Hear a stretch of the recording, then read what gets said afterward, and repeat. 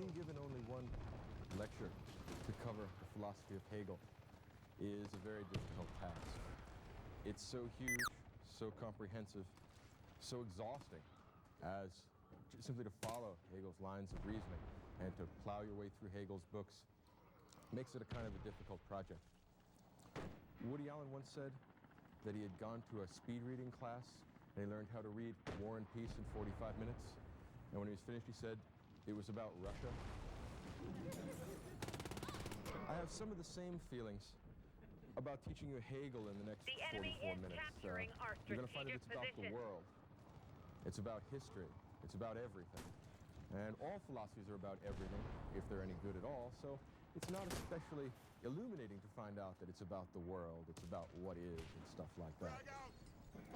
So let me take as my point of departure the idea of spirit, in German Geist.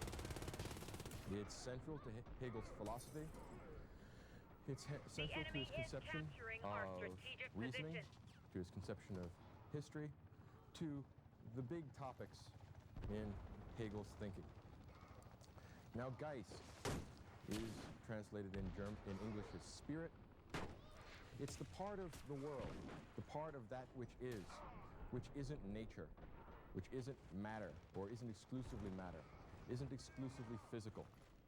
It's the part of the world that isn't the tables and chairs, the animals and plants, simple, brute matter. Geist is exactly everything that isn't nature. Geist is mind, spirit, reason. And it'd be worthwhile to consider the origins of the word Geist. It comes from German roots, and it has the same roots as two words that are in contemporary English. One is gist, as in the gist of an argument, the kind of logical center, the logical marrow of a series of thoughts. So somehow the essence, the logical essence of something, the gist of an argument, is connected to Hegel's idea of Geist, built into the idea. And the second word that we have in contemporary English, which is derived from the same root as the German word Geist, is geyser. The kind of natural phenomenon they have in Yellowstone Park. Every hour or so, Old Faithful, the geyser, shoots water under pressure out of the ground on a more or less regular schedule. The idea of a geyser, the idea of a natural upwelling, is also implied in Hegel's idea of Geist. And the combination of logical essence or essentiality, logical, marrow of an argument, in this case the logical marrow of human existence, of human being, the plan of all of human life, is what he's driving at with the idea of a Geist. Geist is spirit, Geist is soul, Geist is mind. But Geist, as Hegel uses it, does not specifically refer to the individual minds or psyches that you and I know. I mean, that's part of it, but it's a great deal more than that. And in order to understand what more it could mean or what its significance is, we have to drop back a little bit to my lecture on Kant. I finished up Kant by talking about Kant's political philosophy. The reason I did that is because I wanted to discuss briefly the idea of subjectivity, the idea of personality, the idea of being an ego. And Kant thinks, and this is very important for understanding Hegel, because in some respects the next generation of German idealism after Kant, Kant thinks that personality, that subjectivity, is not just a quality of this person and this person and this person. There are other subjects, other rational, free, moral agents that are not people. For example, God, the angels, or in the case of Kant, nations. Nations are free, rational, moral agents. That's why the categorical imperative applies to them. I'll trust you on that. The categorical imperative does apply to all free, rational agents. And Kant sees nations as being such rational agents. In other words, his idea of subjectivity, of personality, is not limited to the meat that individual human beings are. Hegel is going to take this idea of a collective subject, this idea of a personality that inheres in things larger and more complex than individual human beings. But he's going to go beyond Kant's idea that individual nations are rational, free, moral agents, that they have moral personality and moral responsibility. And instead, he's going to view the entire human species as being one enormous collective subject.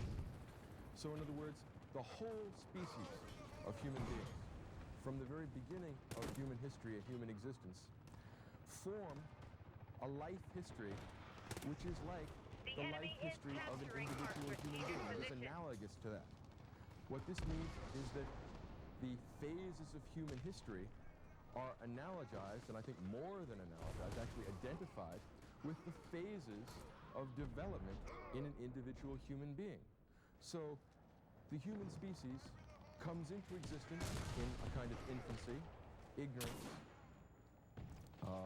superstition, and an inadequate understanding of its own qualities, of its own capacities, and of its own potentials. In other words, primitive human beings didn't understand the nature of the entire human project, of all of human existence, for the same reason that 5- and 6-year-olds don't understand what it's like to be an adult, because they lack the appropriate experience and they lack the appropriate development and knowledge that comes from experiencing the world. Hegel holds the view that all human beings taken together on a global, universal scale, and this emphasis on the global, the universal, is very much a part of German idealism. You hear resonances of Kant in many parts of Hegel. Hegel thinks that all human beings form one giant collective subject, and that means that we can go back and look at the actual phases of human history as the kind of life story of this giant subject. And he thinks that it is possible not only to look back on these phases of development, but actually discern the process of maturation, the process of development, the process by which this giant subject, this ultimate subject, realizes the potentials that were in it from the very beginning. In some ways, this is a kind of, it's an analogy, but it has a certain plausibility to it.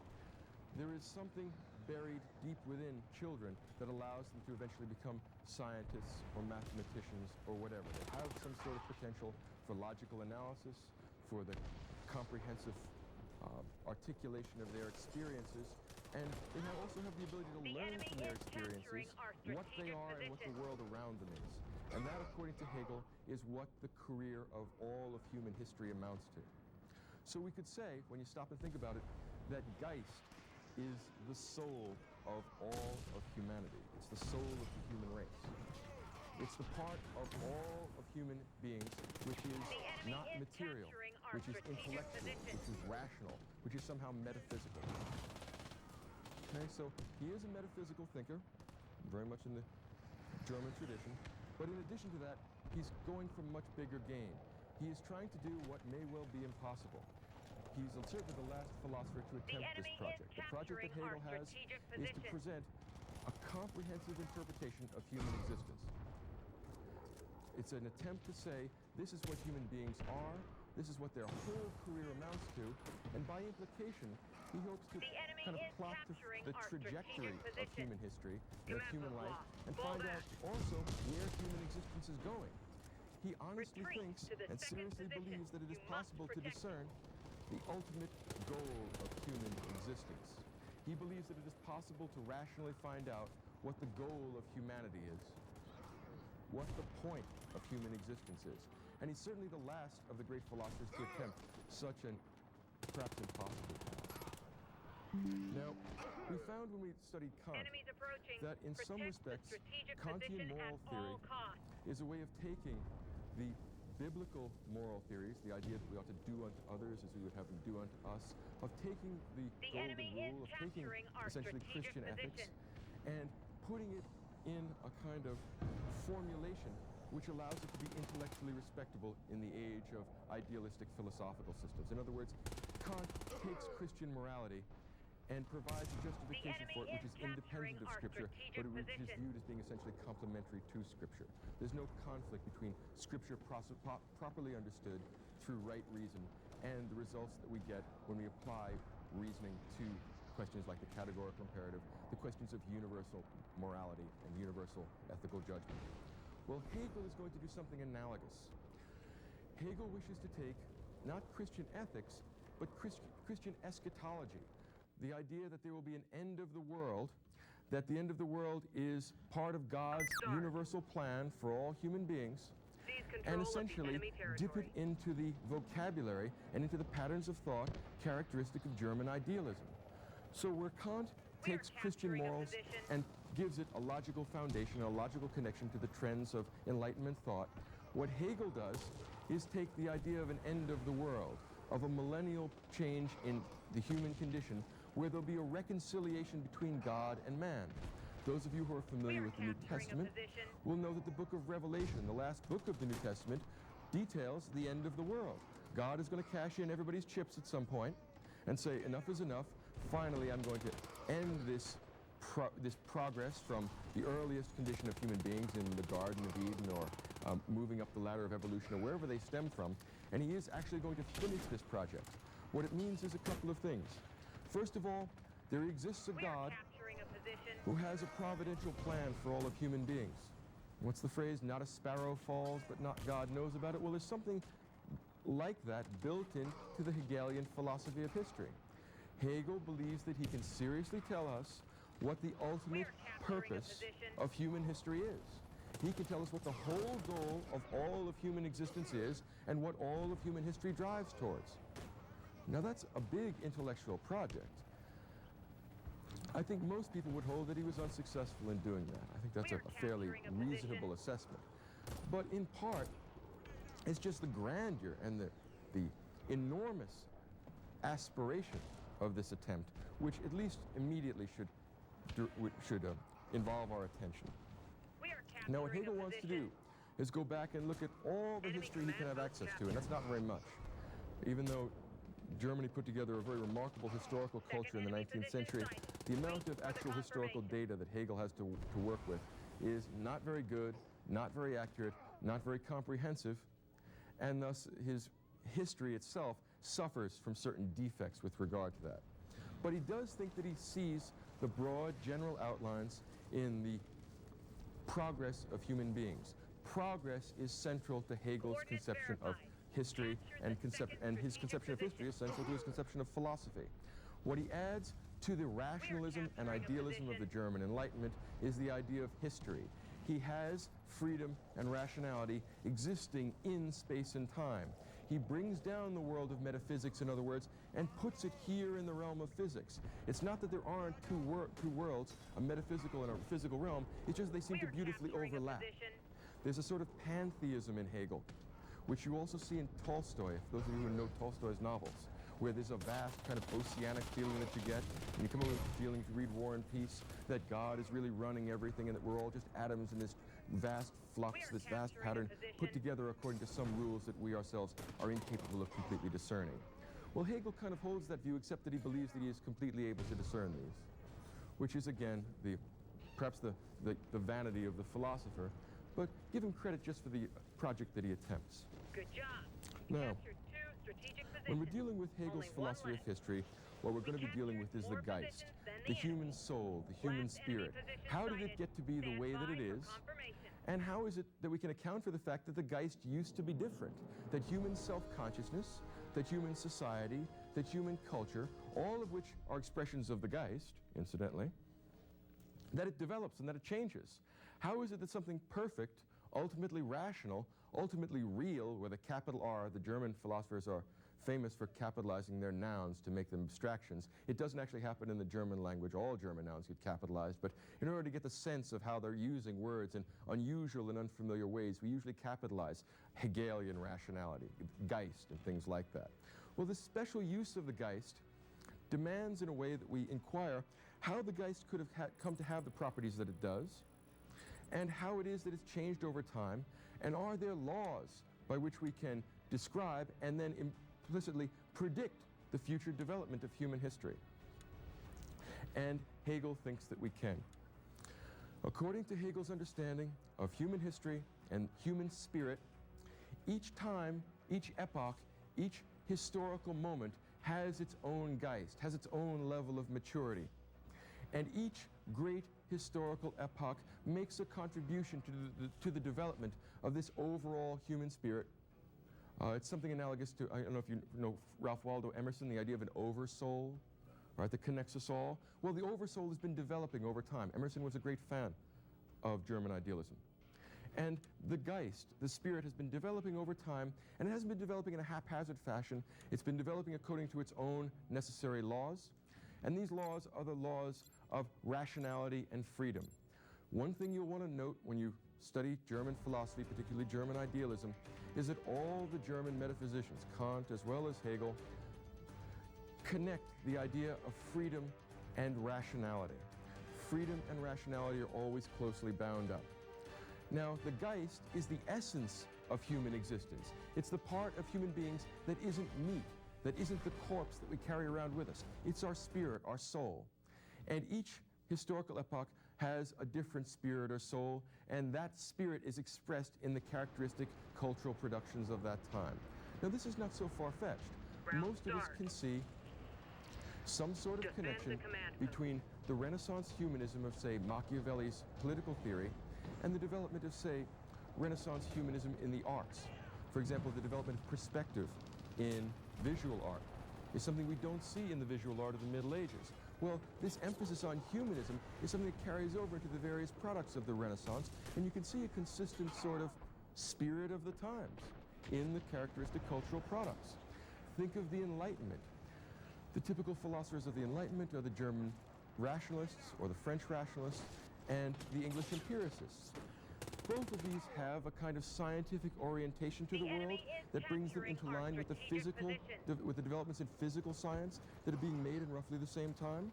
And then if we look at the art that's characteristic of the Enlightenment, if you know the Bach's Brandenburg concertos, it's like walking into a giant clockwork. We're walking into the Newtonian universe when we hear the Brandenburgs. So the idea of the spirit of the time, however nebulous and amorphous, has a certain plausibility to those of us who can kind of make these kind of broad generalizations. And up to a point, you see it or you don't. But I think most persons can get a sense that common intellectual concerns, common intellectual questions interact with each other and influence each other in the same concrete historical moments. So we have these abstract ideas of moving our intellectual orientation, say, from God to nature, which is characteristic of the Enlightenment. Well, you can see those concerns not just in physical science, but also in political science, in moral theory, and also in visual art, in music, in all the cultural products. And the cultural products of our society are the expressions of its spirit. The enemy is We often, capturing in our kind of everyday strategic terms, talk about things that are consistent with the spirit of the times and inconsistent, that seem out of step with the times. Well, what we're really saying there is that it doesn't seem consistent with the general trend of the culture and its orientation. It's not so far-fetched. Hegel takes it a long way, but this is basically what he's talking about. Now, the idea of the spirit of the times means that there's one spirit that all of these kind of coalesce into. And what that is the universal mind of humanity, the soul of humanity. And it turns out that the soul of humanity, that the spirit, is becoming progressively more knowledgeable, both about the world around it and about itself. As spirit, which is the kind of general, collective, universal human soul, becomes more conscious of itself, it becomes more conscious of its essential characteristics. And the essential characteristics of spirit are that it's not nature. In other words, that it's free and that it has the potential for autonomous rationality. Again, this harks back to Kant's conception of the distinction between nature and mind, or phenomena and noumena. Well, Hegel is going to connect these over, have phenomena and noumena in some respects overlap, but hold on to certain metaphysical tinges here. In other words, he wants to have it all. He wants an entirely this-worldly, historically comprehensive treatment of human existence, and he wants to have God, freedom, spirit, rationality with a capital R, continental sense of the term. So he wants it all. Now, spirit, in developing its consciousness, in becoming more conscious of itself, learns essentially modern Newtonian physics. It learns how to push nature around, which is what physics is. You apply it to your physical knowledge of the world, what you get is technology, the ability to push nature in ways that satisfy you. The other thing that spirit learns is about itself, and what it learns is that it's free, that it's rational, and that it's somehow separate from nature. Now, it's a commonplace of Enlightenment thought, goes back at least as far as Descartes, that knowledge is power. And what that means is that since our knowledge, both of the world around us and of ourselves, has increased throughout history, has been a progressive addition of new elements of knowledge to the human spirit, by implication, we have also increased the amount of power that we have, because knowledge is power, and progressively increasing knowledge means progressively increasing power. Now, we have to ask ourselves, what happens when we calculate out the trajectory of this, to use a sort of Newtonian image? When we figure out, more or less graphically, where this gradual increase of knowledge and power goes, what it goes is to the absolute completion of all of knowledge and all of power. Where else would it go if you stop and think about it? If we can continue this on more or less forever, because although individual human beings die, the species seems to go on without much of a chance of dying, well then add the idea of not just temporality, but eternal temporality to this process. What does that mean? It means that human beings are progressing in self-consciousness, which means that they are progressing in their knowledge of themselves and the things around them, which means that they are gradually increasing their knowledge, which means that they are gradually increasing their power, and the final limit, the final end, the ultimate purpose of human existence is the finishing of this project of increasing our knowledge and our power. Now there's a being that's all knowledgeable and all powerful. You may have heard of him. It's God. Now, when I said earlier that what Hegel's philosophy is Christian Chiliasm, or Christian millennialism, or Christian eschatology, the end of the world, the unification of God and man, God's final ultimate judgment on human existence. Well, what Hegel has done is taken that idea and said that he has rationally discerned the ultimate pattern of all of human existence. All of human culture, all the products of the human mind and spirit gradually allow us to climb the ladder of self-consciousness. And when we complete the product of self-consciousness, we have completed the purpose of spirit. Hegel says, makes a beautiful line in the philosophy of history, that the owl of Minerva only flies at dusk. Now, we'll add the owl of Minerva to our philosophical bestiary. We'll have Plato's philosophical dogs. We'll have a whole bunch of them there. Hegel's particular contribution to our philosophical zoo, the owl of Minerva, is the idea that we really only understand things in hindsight, that you're really only able to comprehend what's going on after you've done it, and you can retrospect about it and think about it. You look, for example, at the events of your own life. You go back and read your own diary, or you look at your own photographs from your Sweet 16 party, and you say, if only I knew then what I knew now, or what I know now. Then I was at one particular point in my development, and I was doing the best I could, but now I've moved on beyond that, and I can see what was coming now. I understand much better now than I did then what was really going on. Well, Hegel thinks that that's true right across the board for all of human history. And that means that we all participate in the Geist, and we all move the Geist further.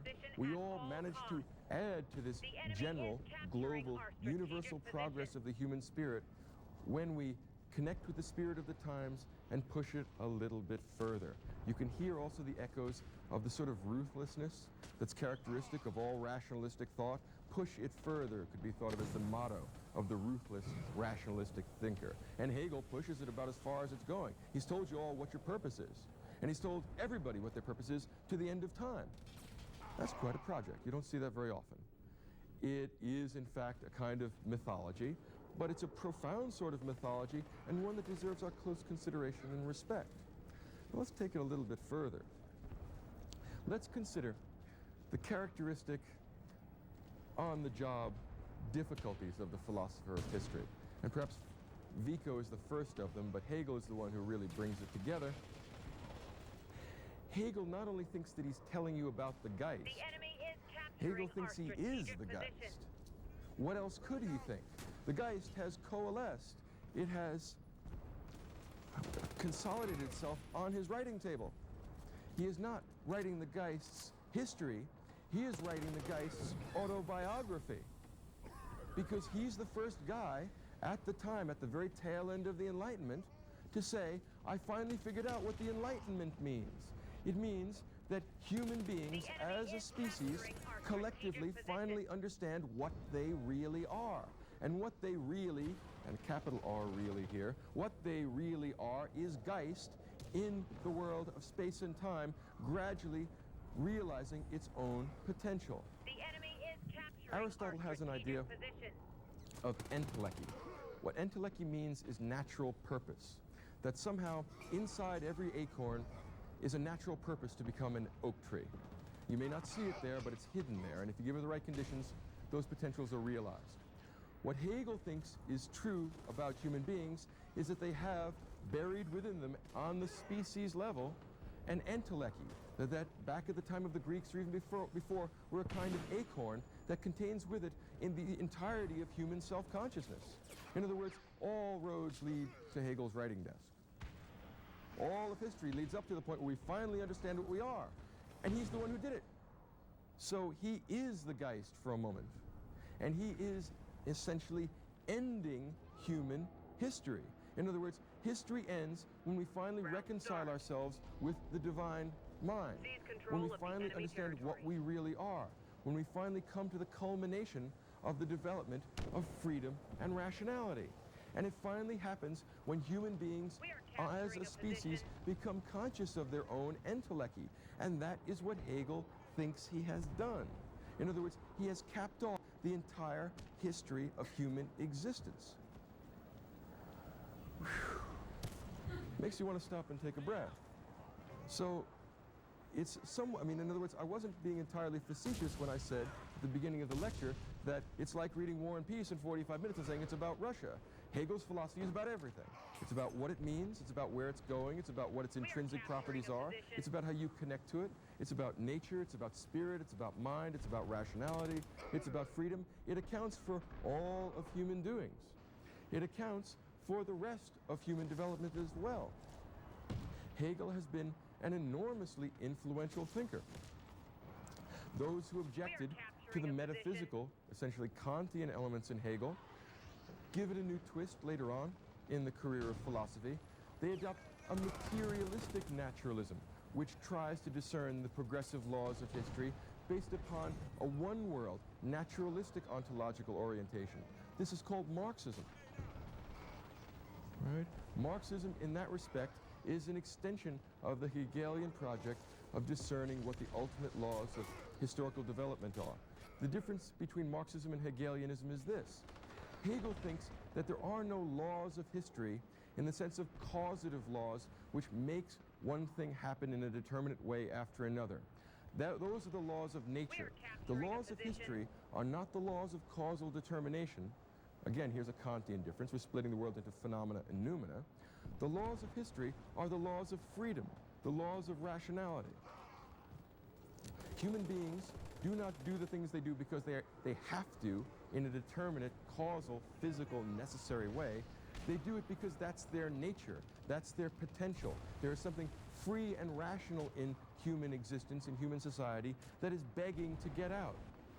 And over time, as human beings come to know what they are, as they come to know what their intrinsic purpose is, they become more divine, they become freer, they become more rational, and they're climbing the ladder of progress. We finish this when we finally understand that this is what the human condition is. That we are essentially not just spirits in a material world, but we are part of a giant spirit, which is the only thing in existence that is not nature. You can see kind of Tolstoyan elements here. Those of you who are familiar with War and Peace, especially the second epilogue of War and Peace, the idea essentially that was articulated by Emerson, we lie in the lap of an immense intelligence. Well, we not only lie in the lap of an immense intelligence, we are a part of that immense intelligence. We reconcile God and man when we finally realize the potential that human beings have buried within them by nature. And realizing this potential is coming to our own self-consciousness. And we finally come to our own self-consciousness only when we understand the career of spirit in human history. It's a remarkable intellectual achievement. I think, to be honest, it is more poetic than it is logically satisfactory. General totalizing discourses have gone out of fashion in a skeptical age. And certainly one of the difficulties with it is that it is essentially Christian theology. It is essentially the idea that that the ultimate purpose of human existence is the reconciliation of God and man. It is that thought given a new logical form. So it has been very influential, and the difficulty that people have repeatedly had with it is that it seems too closely associated with mythology. The attempts to create a naturalistic approach to human progress and human history will wait the middle of the 19th century. Marx will attempt to do it, and in some respects, all of the evolutionary naturalism that we find in the philosophy of the 19th century is a part of this Hegelian attempt to bring into philosophical consideration history and the process of human development. What Hegel shows us is a big turning point in the history of Western philosophy. The turning point comes from the fact that we have changed our orientation. Back in the time of Aquinas in the Middle Ages, our primary concern was with God. All real intellectuals spent most of their time thinking about theology and trying to organize their thinking about God. Theology is foundational as an intellectual project for the thinkers of the Middle Ages. After the Middle Ages kind of wane, I mean, the Summa Theologica is here. There's not a lot more we can do with that. If Thomas Aquinas doesn't want to take it any further, I don't see anybody that really wants to finish off the book. So instead of continuing God as our central intellectual focus, what's characteristic of the Renaissance, and particularly characteristic of the Enlightenment, is an increasing movement in our focus from God to man, or in the case of the Enlightenment, from God to nature. Nature is the big target of the Enlightenment. Nature in terms of our physical theory, nature in terms of our moral theory, nature in terms of our political theory. That's why social contractarianism and the state of nature are big parts of Enlightenment political thought. Hegel represents a new twist to that. Instead of having nature be his fundamental intellectual concern, his foundational problem, for Hegel and for many of his devotees, and also for the people that criticize him, for his critics in the 19th century, their primary concern will not so much be with nature as it will be with history. All of the great intellectual, or most of the great intellectual movements of the 19th century were concerned with articulating some sort of architectonic plan to human history. We've done a pretty good job with nature. By the time we've wrapped up Newtonian mechanics, there are still things to do. We can add Maxwell's equations and things like that in the 19th century. But for the most part, the big concern of the 19th century is not tidying up physics. They've done a pretty good job with that. The big concern is history. So utopian socialists, guys like Comte and Fourier, are people who are interested essentially in ending history. They said, look, the previous centuries, the previous societies, the previous governments, and the way they've treated human beings has been a scandal, has been a disgrace. We have now gotten to an enlightened state of consciousness where we can put together a new society, where we can abolish that earlier history and have true human relations and a truly human world. Marx's philosophy is shot through with that idea, that the Industrial Revolution makes possible a new epoch in human history, which is fundamentally different from all the other phases in human history. In some respects, although Hegel is not a widely cited philosopher today, and even though very few people would describe themselves as practicing Hegelians, he is the most important thinker of the 19th century because he throws into play the big intellectual ball of the 19th century, the problem of history. Even in some respects, Darwin, with his naturalistic orientation, will be concerned with not just connecting human beings to nature, but with also explaining human history from a naturalistic point of view, adding the idea of time, of temporality to our logical categories. That's what Hegel does, and that's what makes Hegel so important. In that respect, he is the scientific thinker, or the philosopher of the 19th century. He's the last person to actually try and tell us what the meaning of history is, to explain what the whole significance of human life, what the purpose of human existence is. And if he fails at that, he's still significant because of his later intellectual influence. We now are 5 or maybe 6 generations separated from Hegel, and still, every one of those generations since Hegel has been concerned with the end of the world, essentially, with the end of human history. And here I don't mean end in the sense of the end of my lecture or the end of the movie. I mean the end in the sense of the purpose.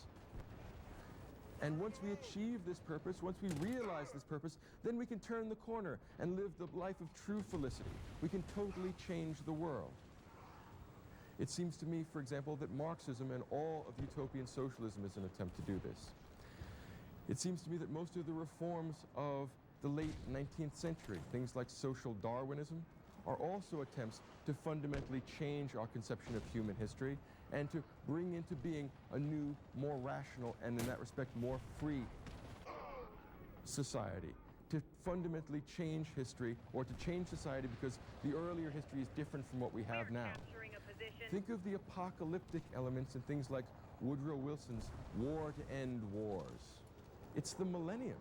And Woodrow Wilson was more than aware of the German philosophical tradition. He himself is an intellectual idealist. Capturing a The position. War to End Wars, the First World War for that generation, they thought of it as essentially a secular apocalypse. And this connects back into the millennial elements, the chiliastic elements in Hegelian philosophy of history, and it also connects back to the idea that us now have finally broken free of the earlier constraints. We're the first new generation. The problem is enemy the first new captured generation more has been positions than us. around now for 5, maybe 6 generations, ever since Hegel. As a matter of fact, every generation since Hegel has been ending history. They did it in the 19th century. They did it in the beginning of the 20th century. Think of something like Daniel Bell's End of Ideology in the 1950s at the end of the First World War. It's the end of history. I would also say that modern intellectual trends and practices are with varying degrees of comprehension the heirs to Hegel's end of history argument. For example, the idea of the slippage of the text, the idea of the breakup of not just objectivity but of subjectivity, the idea that we can no longer articulate our views and we can no longer argue or articulate thought in quite the way we had before because of the slippage of the text, the uncertainty of translation, because of the messiness and contingency of human life. What I think that amounts to in thinkers of the 1980s and 90s, and I bring this in because somebody in one of my lectures last weekend talked about deconstructionism and talked about, what was the other, Derrida, I believe it was. It seems to me that all of these arguments are essentially disguised end of history arguments, that something fundamentally different and new and important is happening to us right now that makes us totally different from all the other generations who have been stuck and enchained to the earlier traditions of Western philosophy. The problem is that this is nothing new. We've been doing this ever since Hegel. And in that respect, all of these end of history, or these crypto end of history arguments are in fact homage to Hegel. Homage to the idea that not only, or that even if human history can no longer be viewed as a necessary progression towards an ideal state, towards a final state of human existence, there is something fundamentally different about us which allows us to recognize that fact. Well, the idea that we fundamentally turned a corner with us sounds like it's real new and really exciting, and it thrills undergraduates when you tell them stuff like that. My point is that it is probably at least 150 years old. And when you stop and consider that, it takes a lot of the sting and I think a lot of the force out of the rumors that Western philosophy and the Western intellectual tradition has declined on account of the decentering of speech and things like that. In fact, we've been decentering things, we've been ending the world, we've been turning the corner, we've been starting something totally new for a century and a half now. And that most of the people who think that they are breaking this new ground are actually traveling well-worn paths and changing the vocabulary with which they articulate that. And not only that, but most of them don't recognize that fact, and if you pointed out, or if you told them that most of this is implicitly Hegelian, they would laugh at you and say that you don't understand, and I suspect that this is a misapprehension, not just characteristic of our own culture, not just characteristic of our own time. Ever since Hegel gave us the idea that history had a meaning and that all of human existence has some cohesion to it, everyone has felt that they were in a privileged position of knowing that they were somehow at the end of this. It has to do, as I said with Hegel earlier, with the occupational hazards of being a philosopher of history. Every philosopher of history cannot help but believe that the history of philosophy leads up to them, thinking about the history of philosophy. What else would it lead up to? It leads right up to here and now, and what I'm doing here and now is thinking about the history of philosophy and also the philosophy of history, and it turns out to be me. And so we must forgive Hegel his perhaps megalomania, the idea that he had finally broken through the cosmic egg, that he had cut the Gordian knot, that he had finished solving the ultimate mystery of human existence. It has to do with something, with a sort of myopia, with a sort of intellectual distortion that is introduced into thinking about the history of philosophy and the philosophy of history, of temporalizing the development of rationality. When you temporalize and turn the history of philosophy into a series of phases, the last phase has to be you. And the last phase has been us for about 150 years now. I have no doubt that in the next century, again, here's charting out that Hegelian trajectory, there's going to be a whole new generation of philosophers that want to get tenure that are going to have to get rid of this earlier generation and really turn the corner and have a new, totally changed end of history. It could be that we'll never get beyond Hegel in that respect, that we all feel the need to create a novelty that is spurious but entertaining. And that is our homage to Hegel, I would say. So, even if it is a little presumptuous to explain the true reconciliation of God and man, even if it's just a tad implausible to write the Geist's autobiography, to actually be the Geist, all of our intellectual concerns and all of the intellectual concerns since the time of Hegel have been one way or another dealing with his legacy, either by accepting it and trying to reformulate it in such a way as it's consistent with the dominant intellectual trends of the time, and what could be more Hegelian than that, or rejecting it and saying that we've totally changed the corner, we have to throw out all this Hegelian stuff. And what could be more Hegelian than that? Either way, they're stuck with Hegel, and for all the limitations, for all the poetry, for all the kind of metaphysical lapses in it, it's the last great attempt to articulate the meaning and the significance of all of human existence. He tells us that we are all one, not just in the flesh, because we're not all one in the flesh, we come and go, but we are all one in the spirit. It's the final kind of apotheosis of Christian theology, which is dressed up in the clothing of enlightened political and social and historical theory. And for that reason, Hegel is perhaps the last and perhaps the greatest of the synthesizers of the tradition of Athens and Jerusalem. You may never guess it by reading in because it looks like more technical, dry German philosophy. What it really is a poetic attempt to explain to everybody what it all means. It's what people think philosophers do for a living. Well, the last one that actually tried to do that for a living was Hegel, and for better or worse, we're living with his legacy and probably will never get beyond it. Homage to Hegel.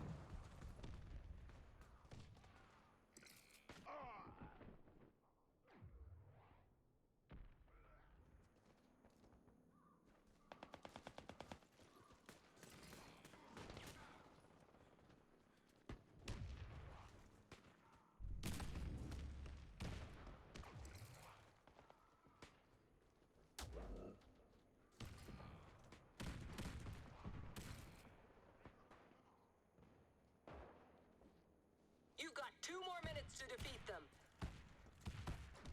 Grenade out! Grenade out!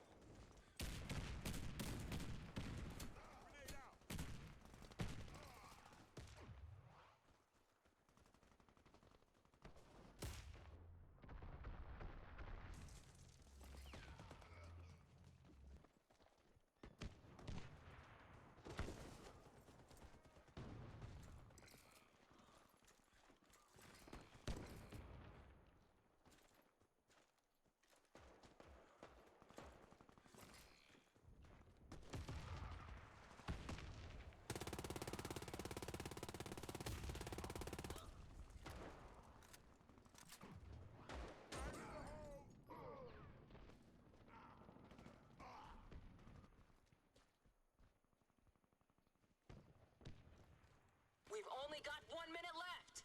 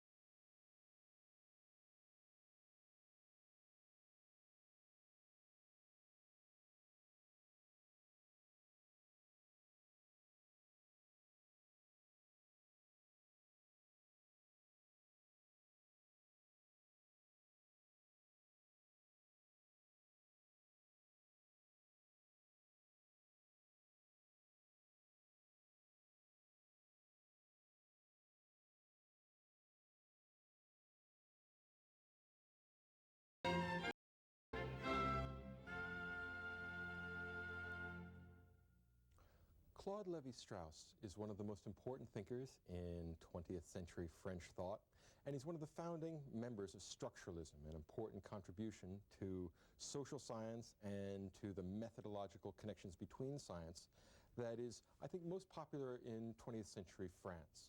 Along with Jean Piaget and structuralist linguists like de Saussure and Jacobson, Levi-Strauss attempts to find underlying regularities, a sort of set, what might be described as a sort of mathematical or logical rules that underlie human behavior. So what Levi-Strauss is attempting to do, because he's an anthropologist, is to look at human behavior, human institutions, human customs, and try and find a deep, secret structure beneath the apparent surface structures, beneath the manifest content. In the most general sense, structuralism, as it's offered by Piaget and Levi-Strauss, is the most important 20th century French variant of a sort of scientific stance towards the world. Positivism, empiricism, things like that have never been popular in French culture for reasons that are not especially clear to me. In the 20th century, those French thinkers who have had the greatest familiarity with and friendliness towards science have largely been attracted by structuralism. It is a logically rigorous method. It is in many respects a method which owes its origins to Descartes and Plato and the rationalist tradition in Western philosophy. And perhaps that's one reason, this Cartesian rationalistic element, which has always been so important in French culture, perhaps that's one reason why it seems to have gotten its greatest number of adherents in France. Now, you could say that this continues the tradition of Western idealism, not necessarily because it's committed to the Platonic or Cartesian ontologies, but rather because of their emphasis on logical structure, on logical rigor. Mathematics and algebra are important elements in structuralism. It is very much worth noting that in the early part of the 20th century, a group of mathematicians called the Bourbaki, who signed themselves under the pseudonym Nicholas Bourbaki, developed what's called structuralist mathematics. In other words, a school of mathematical research, a program for research, which used the principles of structuralism to find new and important results in math. It is interesting that it works not only for math, but also there's a structuralist school of crystallography and mineralogy, which is very peculiar, because the idea of finding one common method which links math with things like geology and extrapolating from these operations and applying them to things like language or to things like kinship systems or to things like mythology is a great intellectual jump. The assumption that lies beneath this is that there's some sort of Urstoff, some sort of fundamental facts about human thinking and by implication about human consciousness that are the same everywhere. When you find these intrinsic structures to the mind, after finding these deep structural formations, what we look to do then is to connect these structures, structurally one might imagine, to find a larger structure. This large structure of structures will be the structure of human existence itself in a sort of logical algebraic form. So what we're trying to do is what Descartes tried to do in some ways, to reduce the booming, buzzing confusion of surface reality to one unchanging substratum, which is accessible equally to all rational minds. And the distinction between this homogeneous and static substratum and the empirical external booming, buzzing reality of the world will be a series of algebraic rules for transformation of one to the other. Let me give you an example. In nature, we assume that the natural world is composed of matter. Sensible enough. We all believe that. I think most of us do. And we also believe that there are certain rules, like F equals ma, or the various laws of thermodynamics, which tell us how matter gets transformed into the various appearances that it has. Gases and solids and liquids, oxidation and all the chemical processes. We assume that there's some substratum underneath these appearances, like burning and melting and freezing. It's all matter. The differences that we see at the level of appearances, we assume come from some sort of transformation. Our job as natural scientists is to discern these transformations and to work out mathematical formulae which will allow us to describe them in a neat and completely precise way. Think of the laws of Newtonian mechanics, things like F equals ma or E equals mc squared. It gets a vast variety of apparent change and reduces it to Parmenidean or Platonic unity. It stays where it is. So I hope that you can see then that there is a sort of Cartesian or Platonic goal to structuralism. They want to move it though, they don't want to restrict it simply to the realm of nature, to the realm of physical reality or matter. They want to extend it to the whole world. And we'll make a sort of ontological assumption here, at least Levi-Strauss does this in many cases, that the world of nature is physical, it's just material. The world of culture, the truly human world, is made up not of matter, although he doesn't deny that, he's not a dualist. It's made up of symbols. In other words, what it means to be human, what it means to be part of a consciousness, what it means to be part of a human community, because they all kind of coalesce concretely together, is that you are a set of symbols. In other words, the world around us is constructed by the symbols which we construct. And human beings construct their symbols according to certain structural laws. He has looked at various instantiations of symbolic behavior on the parts of human beings and tried to find underneath them a sort of deep structure which can be expressed in a quasi-mathematical way.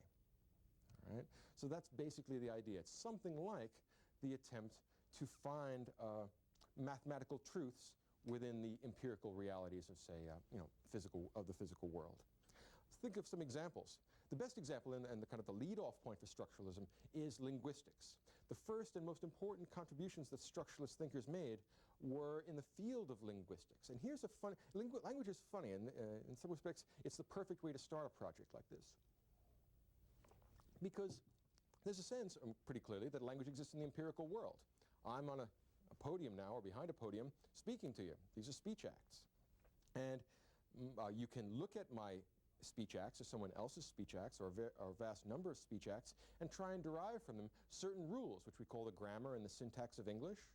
And in fact, English does have a grammar and a syntax. And not only that, but the grammar and syntax of English is a kind of set of quasi-mathematical rules or logical rules for the construction of grammatical sentences.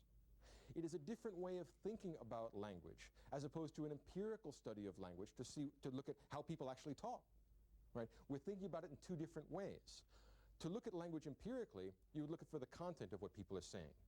When a structuralist looks at language structurally, he's looking for the form of what's going on here. So de Saussure, Ferdinand de Saussure, the greatest and first of the structuralist linguistics around the turn of the century, wrote a book called The Course in General Linguistics, which is kind of the founding text of structuralism. And what he says is, although empirical and historical linguistics has added something to our knowledge of language, it's fundamentally mistaken in the way it approaches language. Language is not a temporal series of activities, or at least not merely that. It is also an atemporal, static set of rules.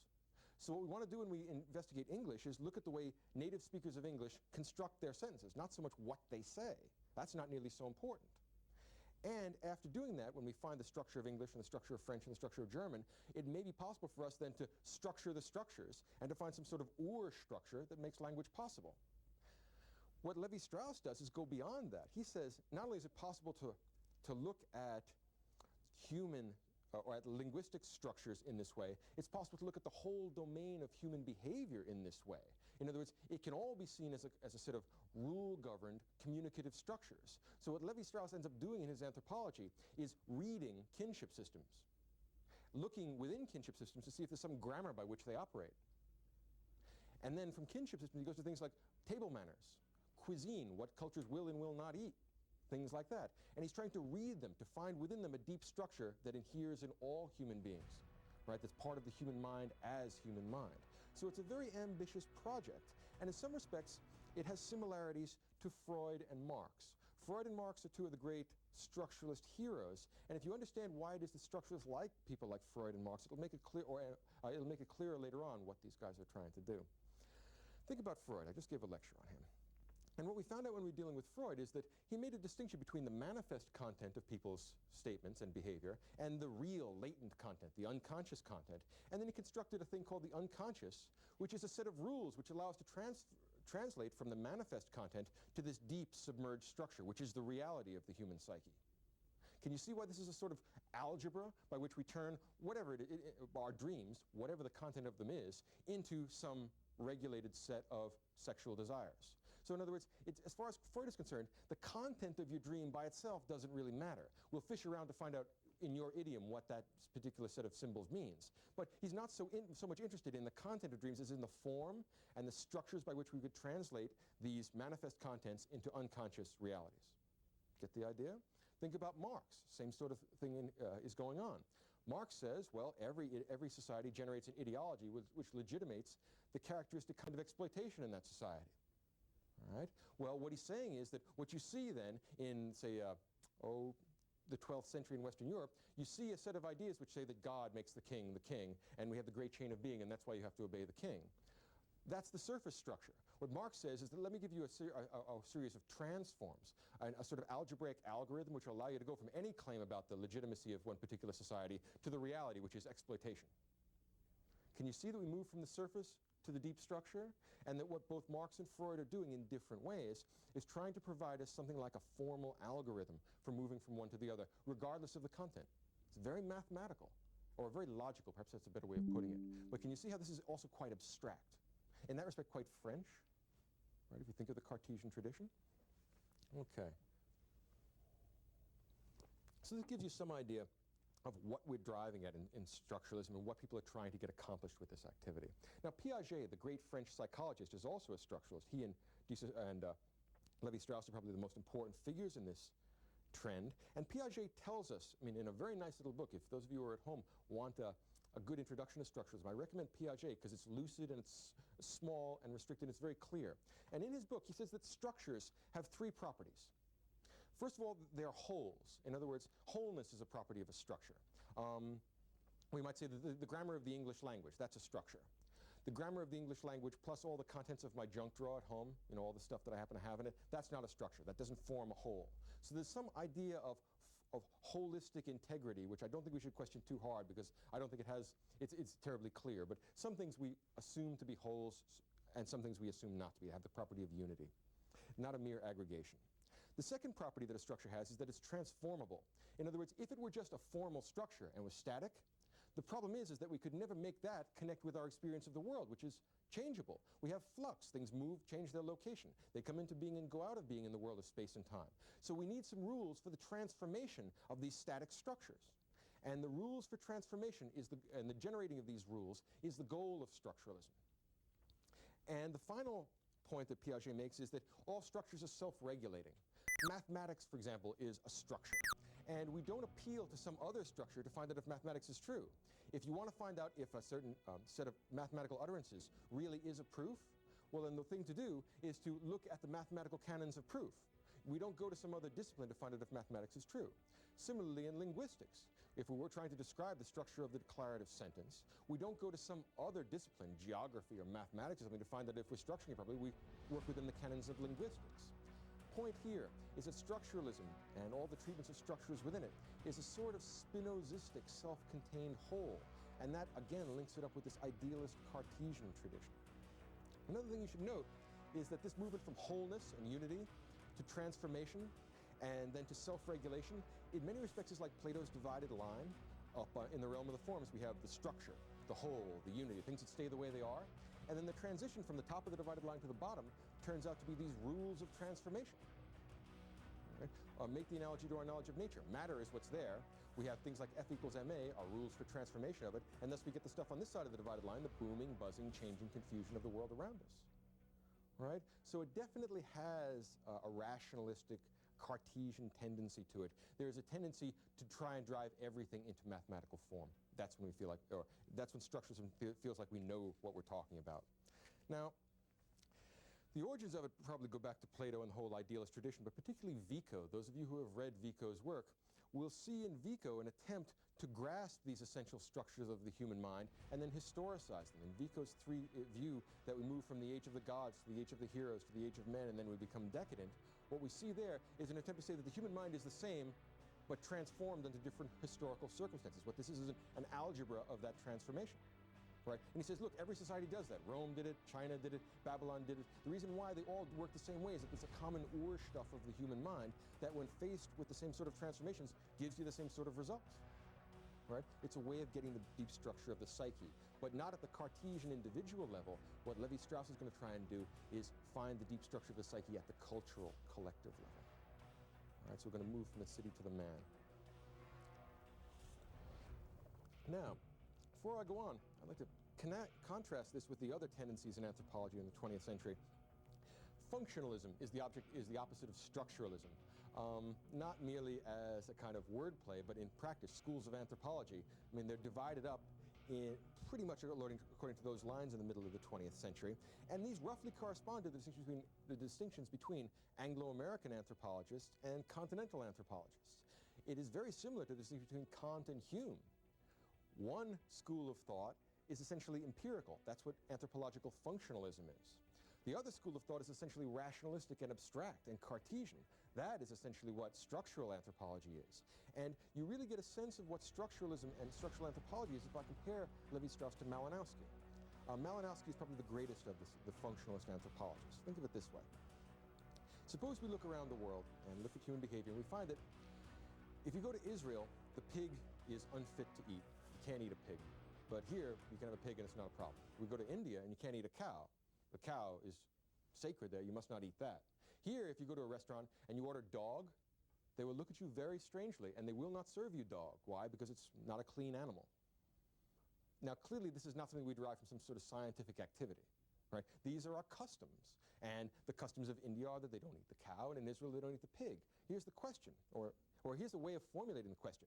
Malinowski, the functionalist, is going to look at this. He's going to say, well, there must be some function being served by that particular animal in that particular society. So maybe the ancient Jews developed the Levitical code that you can't, tells you can't eat the pig because of, those worms inside pork that maybe give you disease. So maybe it serves some function. In other words, Leviticus would be seen as the coding of some biologically useful function. The problem is that it doesn't seem to work all the time. In other words, what function does it serve in India, a place with chronic food shortages, that you can't eat cows? That doesn't make any obvious sense. You have to reach really far to find a function that serves, and at a certain point you begin to think this is awfully fishy. How do you know that there's always a function being served here? Right? Can you see how this becomes less and less illuminating over time? Let's look at how Levi-Strauss is going to look at that same problem and see how he reformulates the question in a completely different way. Levi-Strauss would say, I'm not interested in the fact that pigs can't be eaten in Israel and dogs can't be eaten in America and cows can't be eaten in India. Who cares what the content of it is? I don't care about whether it's a pig or a cow or a dog or a parrot. It doesn't matter. What Levi-Strauss is interested in is the category of the inedible. Why is it that cultures all over the world generate something that is clearly possible food that they won't let people eat? Doesn't make any obvious sense. It is, stop telling me that this serves some function. Maybe it does, maybe it doesn't, but I think that's the wrong way of thinking about it. He says this category of the inedible, how does it relate to the category of things we are allowed to eat? What does that say about us? And is it put together according to certain rules? In other words, are there sets of rules transculturally that apply to what you can and can't eat? So he's going to try and create a sort of algebraic isomorphism between the one and the other, so he can give you a kind of formal structure of inedibility. And from there, he wants to go further. And he says, now that I have this sort of algebraic structure of what is edible and what is not edible, the relation between these two categories, he doesn't want to study what you eat and what you don't eat. He wants to study the relation. Right? You see what I'm driving at? It's a completely abstract, very different way of looking at anthropology. And he's going to say, even more interesting is the fact that once you get the structure of what you can eat, there's also a structure of cuisine, and a structure of table manners, and a structure for kinship, and a structure of all kinds of social activities. And then once he starts studying the relations that are embedded within these activities, he then starts to create structures between the structures, and this structure that emerges, that unifies all the various substructures, is literally the form, the structure of human consciousness. Right? In some ways, this harks back to the Kantian project of doing the transcendental deduction, looking at the perimeter of human consciousness and what can and cannot be known. In other words, like Kant's a priori forms of human cognition, the laws of structure, which are determined and discerned by structuralist anthropologists and psychologists, are assumed to be literally the constituting factors in our world. All right? So there are deep mental structures which we make public in our communicative behavior. Part of our communicative behavior, as de Saussure saw, was language. But other things like kinship, the way in which we identify our family, the way in which we eat, the way in which we express our table manners, are all communicative, rule-governed structures. And this domain of culture, this domain of symbols, is what anthropology claims to study. So anthropology turns out to be a sort of universal discipline which is going to break the previously held bounds of anthropology. One way of summing up the difference between Malinowski and Levi-Strauss, think about it this way. It's kind of a perverse way, but it encapsulates it nicely. Malinowski thinks that a dog is an animal. Levi-Strauss thinks that a dog is a noun. Now, none of us would say that a dog isn't a noun or isn't an animal, but you're thinking about it in different ways. Levi-Strauss wants to know how the category noun, right, fits with the other categories we have, like how our category of what's eatable fits with our table manners, right? So, whereas the functionalists like Malinowski would look for the content. Why do we not eat the dog? Why do they not eat the pig? Why do these people not eat the cow? Levi-Strauss brackets all those problems. Says, let's think about why it is people decide to create rules that you can't eat stuff that's good for you. What's going on there? What are they trying to tell us? What does it mean? So they're looking for meaning. Now, most of these big distinctions come out early in the history of structuralism with de Saussure's idea of language. And let's think about two ways of thinking about it, because this will connect with that dog as an animal and dog as a noun distinction. Let's think of speech. One way of thinking of speech is as stuff people do, and another way of thinking about it, a sort of rationalistic structural way, is as grammar and syntax. This will be analogous to games of chess. If you go to the park and you watch people playing chess, that's the kind of empirical way of approaching it. You could also get a book that holds the rules of chess, and that would be another way of thinking about it. The rules of chess, that's the structural, grammatical element. That's the atemporal, formal, synchronic element is the word that he uses, because it's all devoid of time. The rules of chess are timeless. On the other hand, the empirical way of looking at games of chess, of listening to people speak, of looking for the content diachronically in time, is the temporal, empirical way of doing that. The difference between the structuralists and the empiricists, or the structuralists and the functionalists, is one group, the empiricists, want to look at the message. The structuralists want to look at the code. Right? And they think that the code is so much more interesting and important than the message. In other words, once we figure out what the code is, we can go back and decode all the messages. That's not interesting. It's a much more abstract logical problem. All right? So that's what they're trying to accomplish anyway. And now can you see why it applies to so many disciplines? In other words, you could think of a set of algebraic structures in mathematics, and how you would transform them by certain clearly defined rules into topological structures? Possible. Think about it in geology. You start out with a certain kind of crystal, you apply heat or pressure, and you transform it into a different kind of crystal? Precise mathematical rules. Now think about things like language. We get the basic elements of language, the phonemes, the parts of speech, and then according to certain grammatical rules, we construct declarative sentences. Get the idea? Well, now let's move from the realm of language to the whole realm of social activity, kinship and stuff like that. All right? Now, what Levi-Strauss is going to try and do is continue the Cartesian project at the cultural level. He's going to investigate us as a kind of cultural collective self, because the myths and the language and the cultural rules that we have adopted as being part of our culture determine, literally in the strict Kantian sense, limit the way in which we experience the world. Right? So we experience the world through the formality, the rule-governed behaviors of our language, not just the language of speech, but also the language of our culture as a whole, all our symbolic rule-governed behavior.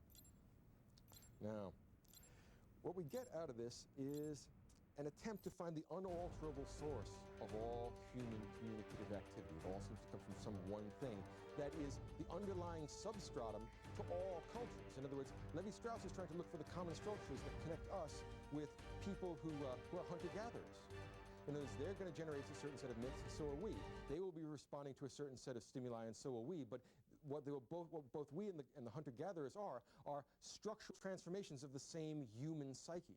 Doesn't change over time. Also, can you see the static ahistorical, atemporal element of this? It's all the same. That's what it means to be diachronic and grammatical rather than historical and empirical.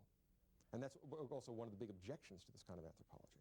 Now, when Levi-Strauss talks about his method, here's what he actually says he does. And I come to this second after Piaget, because Piaget is more transparent, a little easier to comprehend. But what Levi-Strauss says is this. First of all, if you want to do something structurally, if you want to investigate a thing structurally, first thing you do is define the phenomenon as a relation between two or more terms, real or supposed.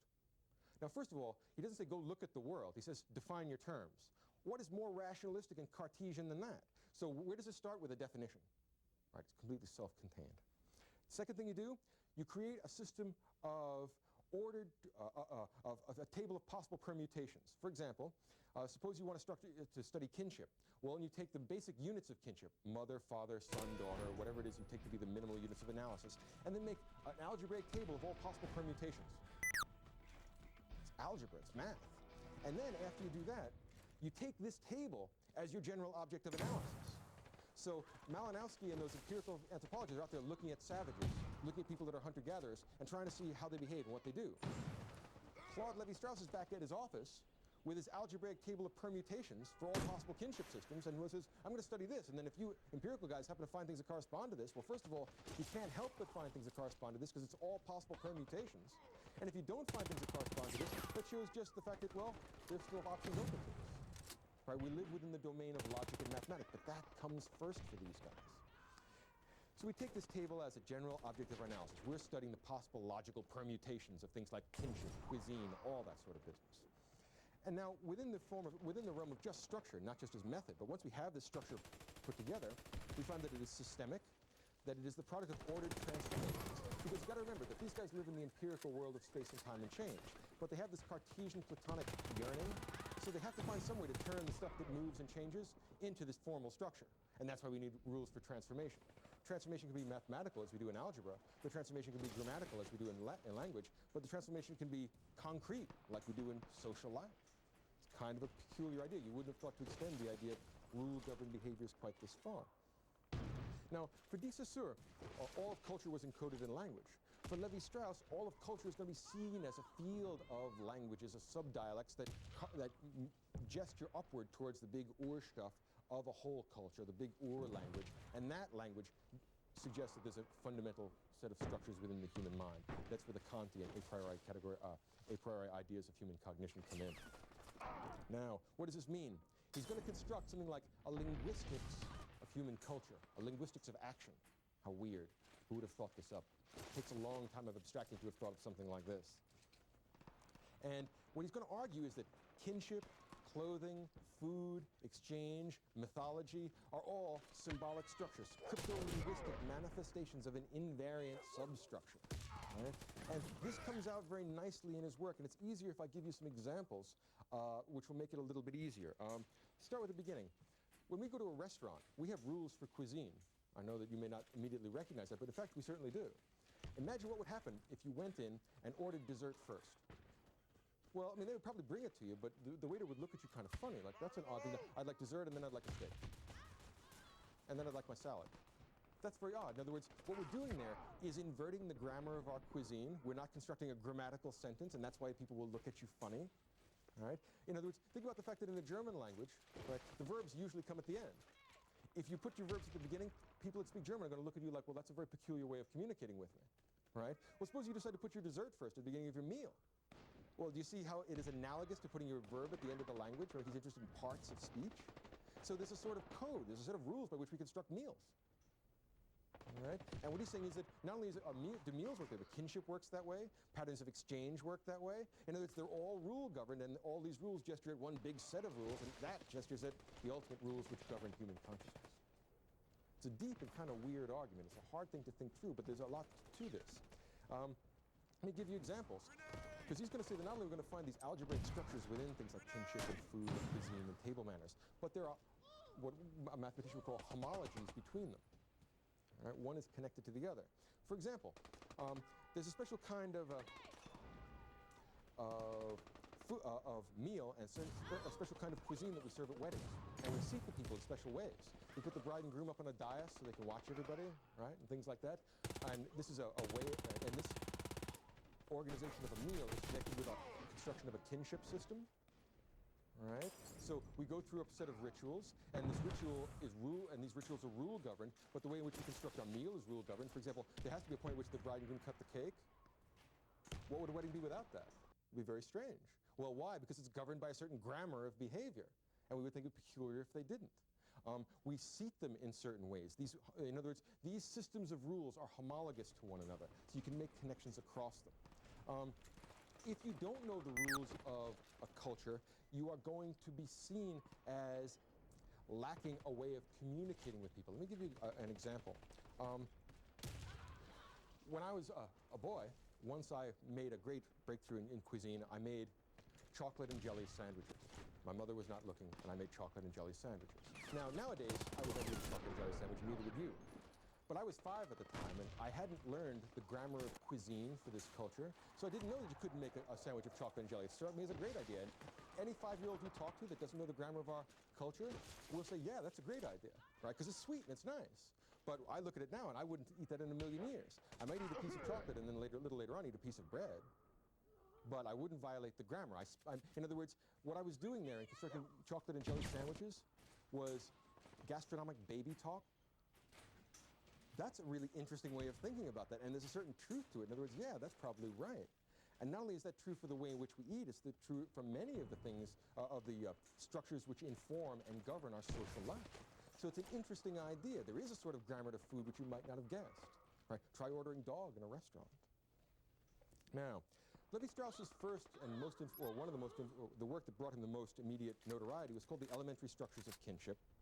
And you can see what this is going to be like, right? He first was going to reduce kinship to its parts of speech, to its phonemes, to the minimum units of it. He doesn't want to look empirically at how people construct kinship systems, although he does, do that in the course of his career. What he's interested now is the minimal units of kinship, which are mother, sister, father, and son. And not the things, rather the relations. In other words, your mother isn't the person that gave you birth. Your mother is the person to whom you relate, with whom you have the mother relation, regardless of whether she's your biological mother or not. It's a series of relations between people. All right? So then he works out, as he says, all the algebraic structure of all the possible permutations, and then gives you a way of transforming these structures one into another. And he says, look, this is what kinship is.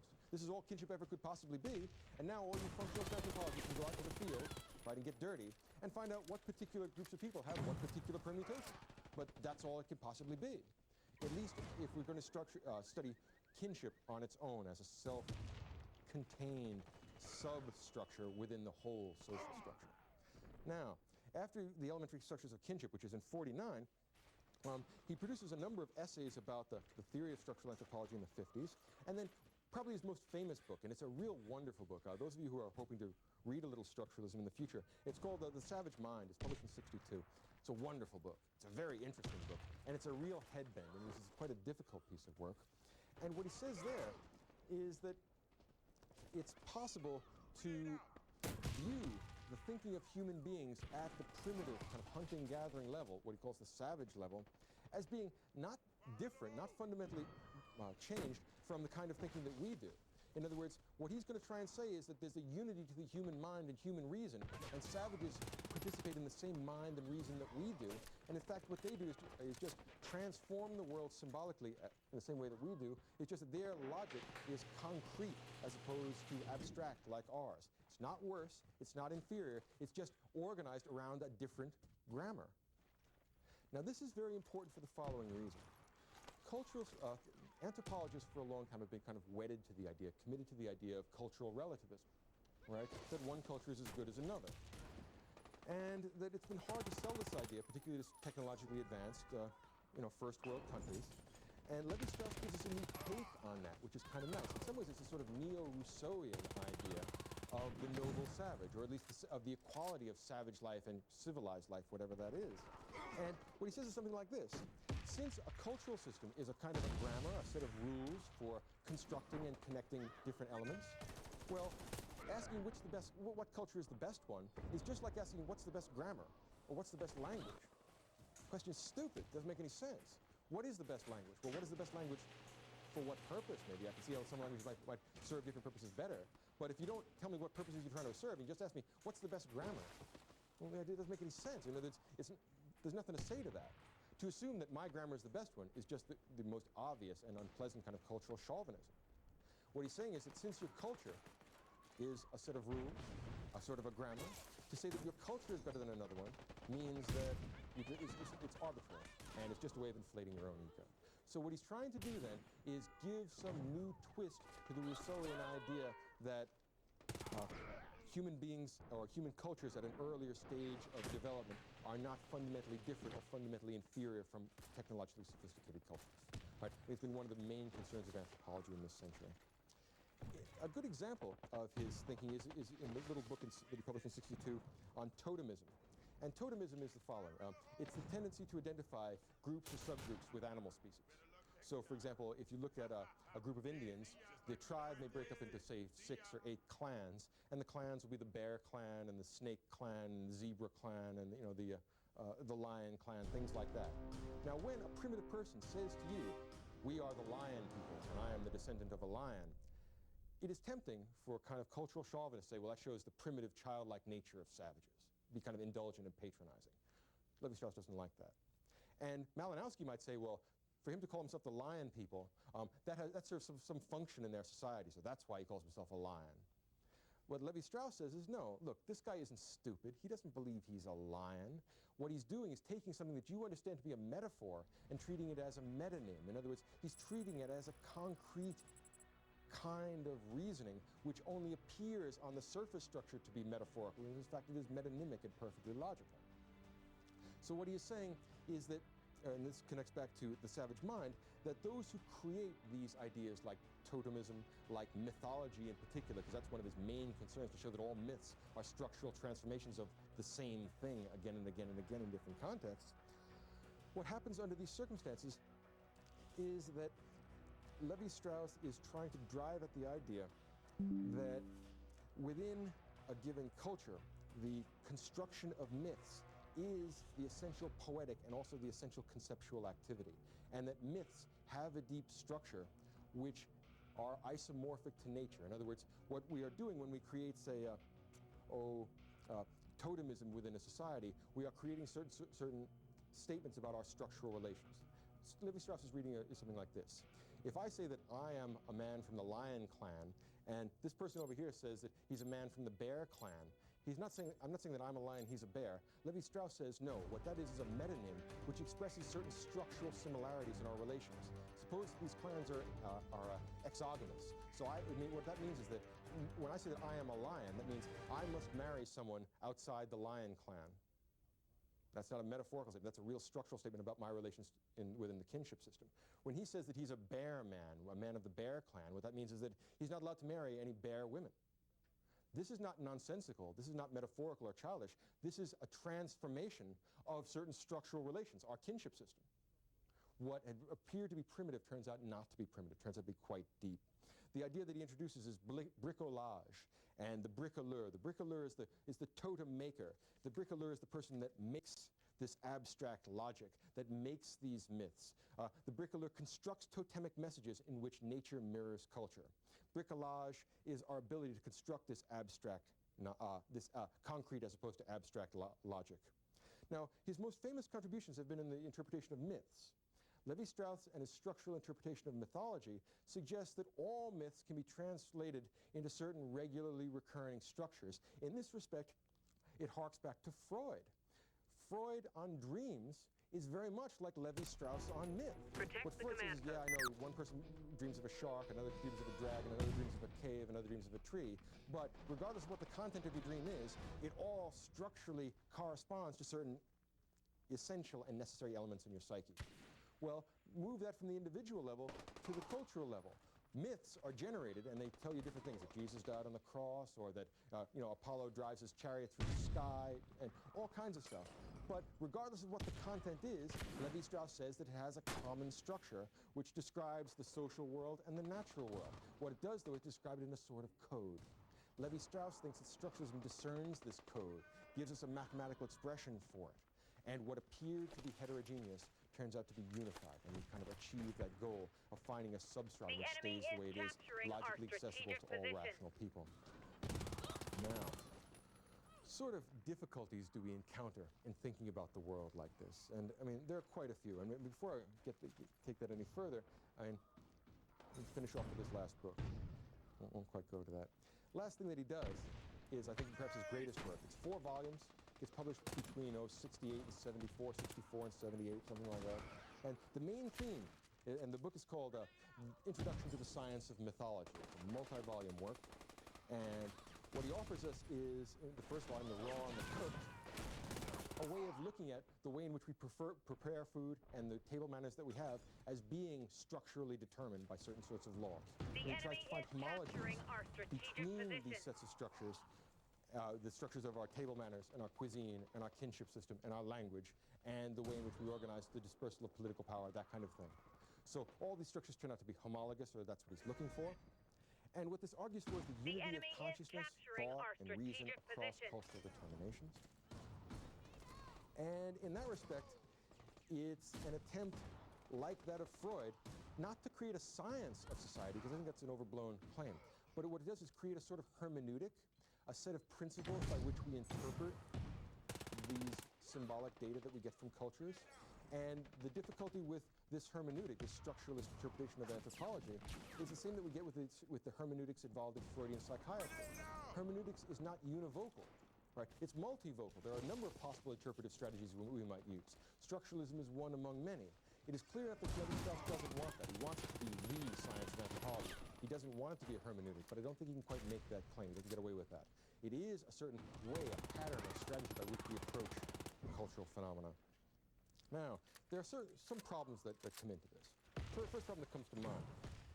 In the overture, the introduction to the book, The Raw and the Cooked, he says that science, too, is a kind of mythology. And, of course, what else can he believe? If you believe that all our conceptual structures are basically transformations of the same one thing, and you go for cultural relativism, then our scientific constructions, like structuralism itself, The enemy is capturing never our get strategic beyond or position. outside the pale of myth. Now, one wonders, under those circumstances, how science or knowledge is possible at all, or at least how a non-mythological science is possible. And if it isn't possible, then isn't there some sort of reflexive ambiguity which undermines our attempt, right, to unify all conceptual structures under one rubric? That's one problem. A second difficulty that we're going to get is that it might be argued that cultural relativism is internally incoherent. For example, what's more provincial, what's more Western than the idea of cultural relativism? Imperial China, they thought that they were the Middle Kingdom, they thought they were the center of the world, and they didn't believe in cultural relativism. Does cultural relativism tell me that they were wrong? It's just a transformation of a structure. One assumes the same structure. So apparently the transformations of these structures lead us to contradictory conclusions. One wonders how mathematics can do that.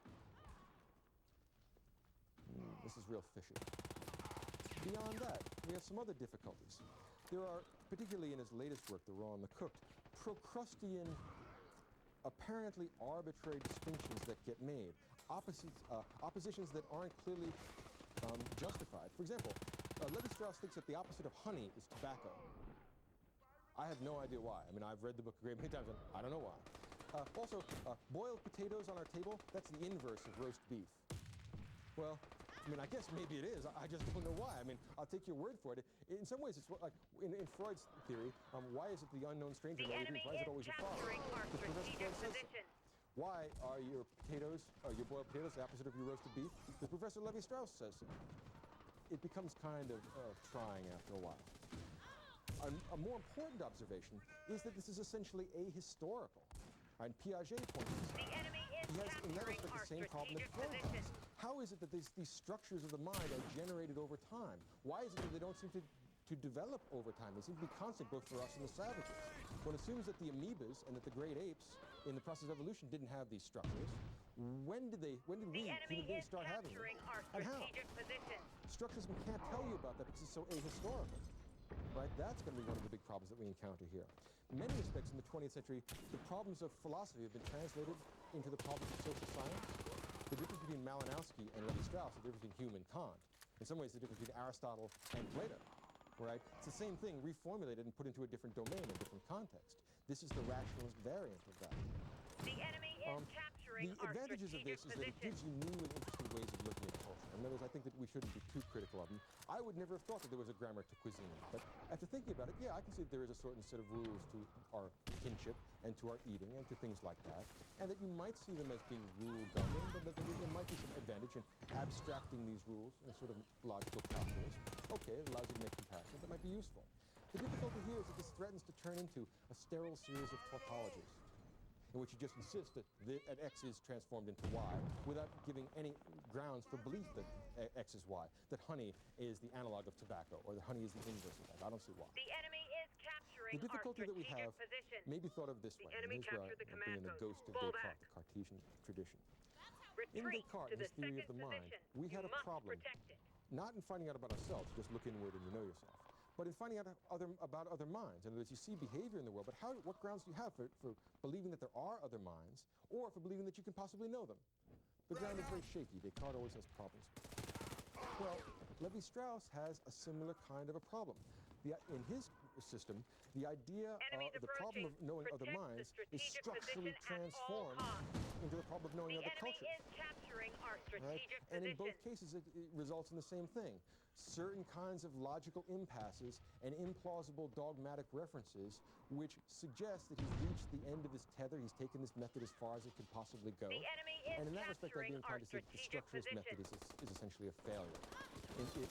What we mean by structuralism is an attempt to find an Urstoff, a mathematical sort of set of algebraic relations that underlies all of social reality. I think it hasn't done that. I don't think it's likely to do that. What it is useful for is as a hermeneutic, as a sort of heuristic device by which to look at cultures, formulate the relations within a culture, and make cross-cultural comparisons that one wouldn't have thought of to make before.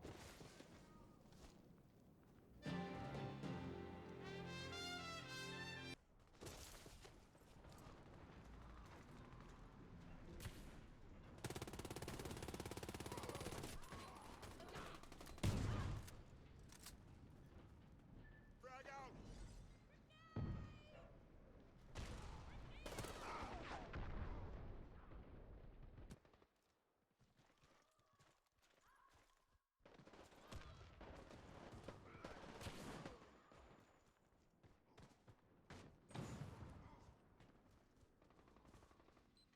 The enemy is capturing our strategic position.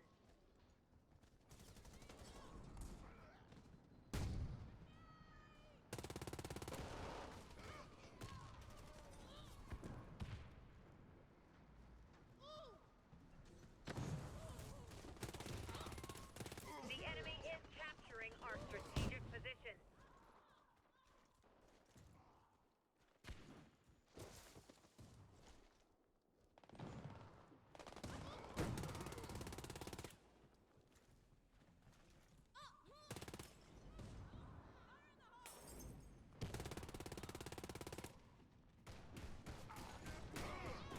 Grenade out.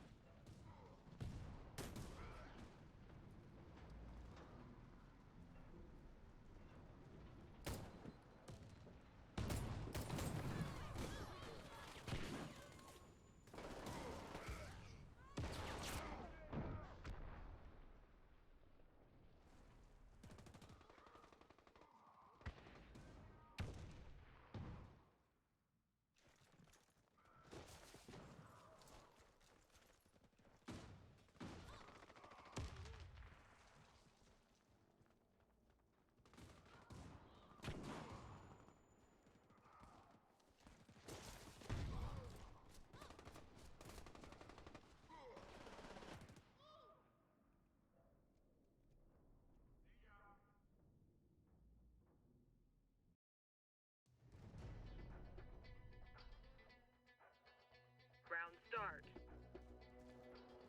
Capture the enemy territory.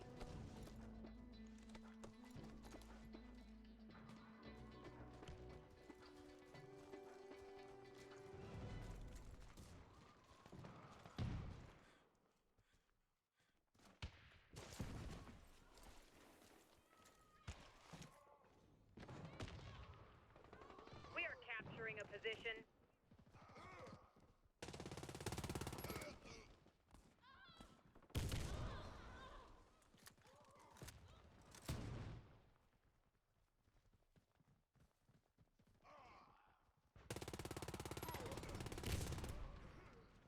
We are capturing a position.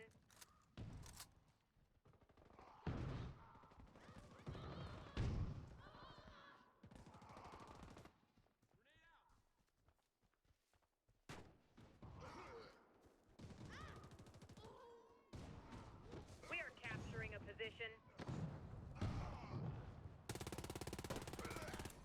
We've taken an enemy command post. Grenade out. Second enemy position sighted. Wait for the confirmation.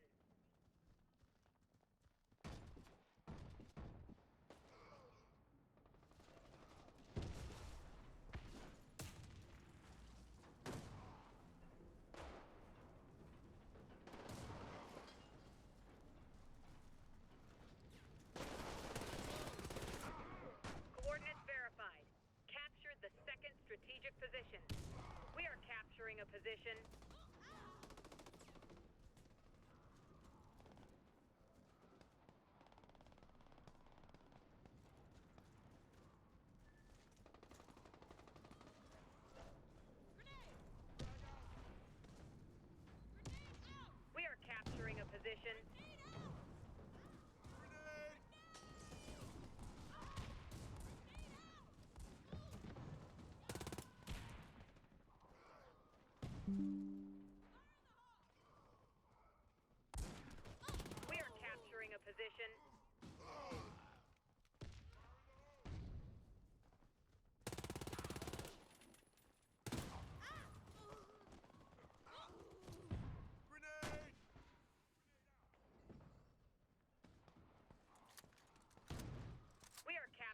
position.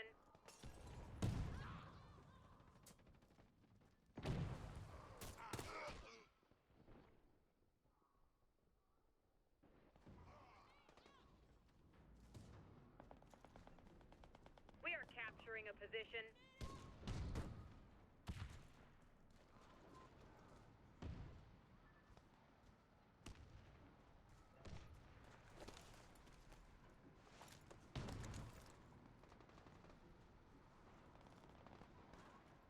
We are capturing a position.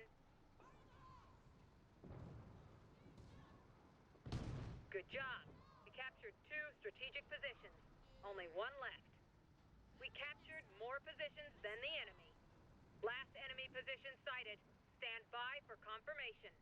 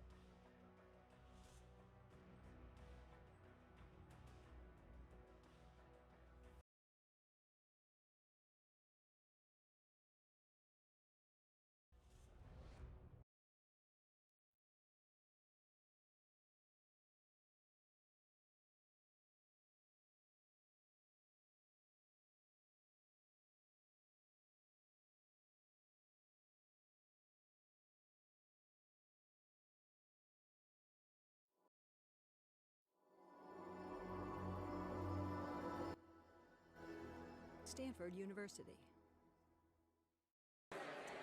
Okay, let's get going. Various announcements, procedural things. A number of people want more information about grading and what the exams are like, all of that. I think I mentioned 1/3 of the points will come from the midterm, 2/3 from the final. In terms of the style of the midterm is heavily going to be about making sure you got down all the factoids from the first half of the course, that you've got the basics of each of our proverbial buckets. The second half, the final, is all going to be about integration, thinking across the different categories. So just a sense of that. Readings, as they are coming out, the books are not required until the second half of the course. The handout on Monday, I think, said which chapters of the Zebra book you should read. We will shortly get to you which chapters of the Chaos book you should read as well. The readings that are being posted on the courseworks, the downloads of various published papers, those are required. Clear on those whether this is a paper you should read all of, if this is one you should read the abstract of. Even if you read all of, do not read it in some obsessive, detail-oriented way. The goal is probably to be able to say in 1 or 2 paragraphs why this paper has something pertinent to say about the topic they fell into. You're not sitting there having to memorize techniques, middle names of the authors, how many animals, anything like that. In terms of that, it probably makes sense to read those after the first lecture of whatever block there is. And hopefully, if I get organized, I'll be able to get you sort of a list of the readings further in advance than 1 week in advance. Nonetheless, you should probably hold off reading it until after the lecture occurs. Let's see, what else? People wanted to get a sense of how long things were going to go. And as we'll see today, the evolution lecture topic will cover 2 classes. Molecular genetics, which is what we'll pick up on Monday. I'm guessing 1 to 1.5. Behavior genetics following that, 1 to 1.5. Ethology 1. Neurobiology, endocrinology, we'll have 1 week devoted to intro to the topics. And again, that's one where this is so important for everybody to be up to speed. Rather than these being in catch-up sections that week, the whole week, Monday, Wednesday, Friday, will be devoted to that with the TAs teaching it. The following week, 3 more lectures, more advanced ones. And depending on proximity to the midterm, there may be a half lecture in there on statistics, or maybe not. So it's going to depend on keeping on schedule. This is a rough approximation. The midterm is going to be a Monday night. You will be responsible for material up to the previous Wednesday, and there'll be lots of review stuff. Take a look at the extended notes being posted. What else? Okay, I think that covers most of the procedural stuff. All of the stuff will get posted as well. So, picking up on the other day, what was happening the other day? Number one, the trouncing of Darwin inventing evolution, trouncing of survival of the fittest, probably most importantly, trouncing of behavior for the good of the species, group selection type arguments. What we saw was, number one, the rationale for the whole thing. There is a vicious, unfightable logic to why hearts have to be the size they are and kidneys have the filtration rates they have to have in order to solve the challenges of leaving as many copies of your genes in the next generation, and making sense of the evolution of hearts and kidneys and things like that could be the worlds of bioengineers and biomechanics folks with an underlying logic that it's got to be something that increases the number of copies of genes that you leave. And the whole rationale for Wednesday's lecture and today is applying the same sort of logic to behavior.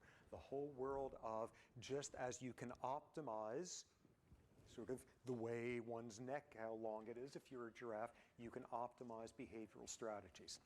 And again, also throwing in a caveat, no animal is sitting there, maybe with the exception of some other apes, sitting there consciously strategizing along those lines when saying, so what would you as this dandelion want to do at that point with this ecological challenge, personifying just to make things easier.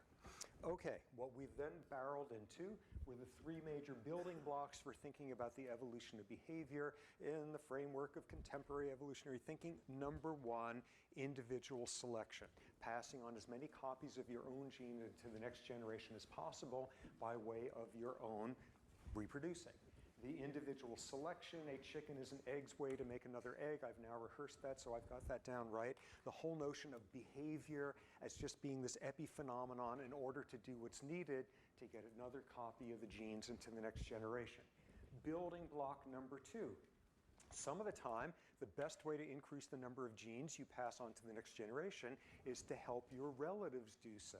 Following that logic of Mendelian relatedness, and people in the catch-up section I know went over issues of why is it that you share half your genes with a full sibling, a quarter with a half sibling, etc.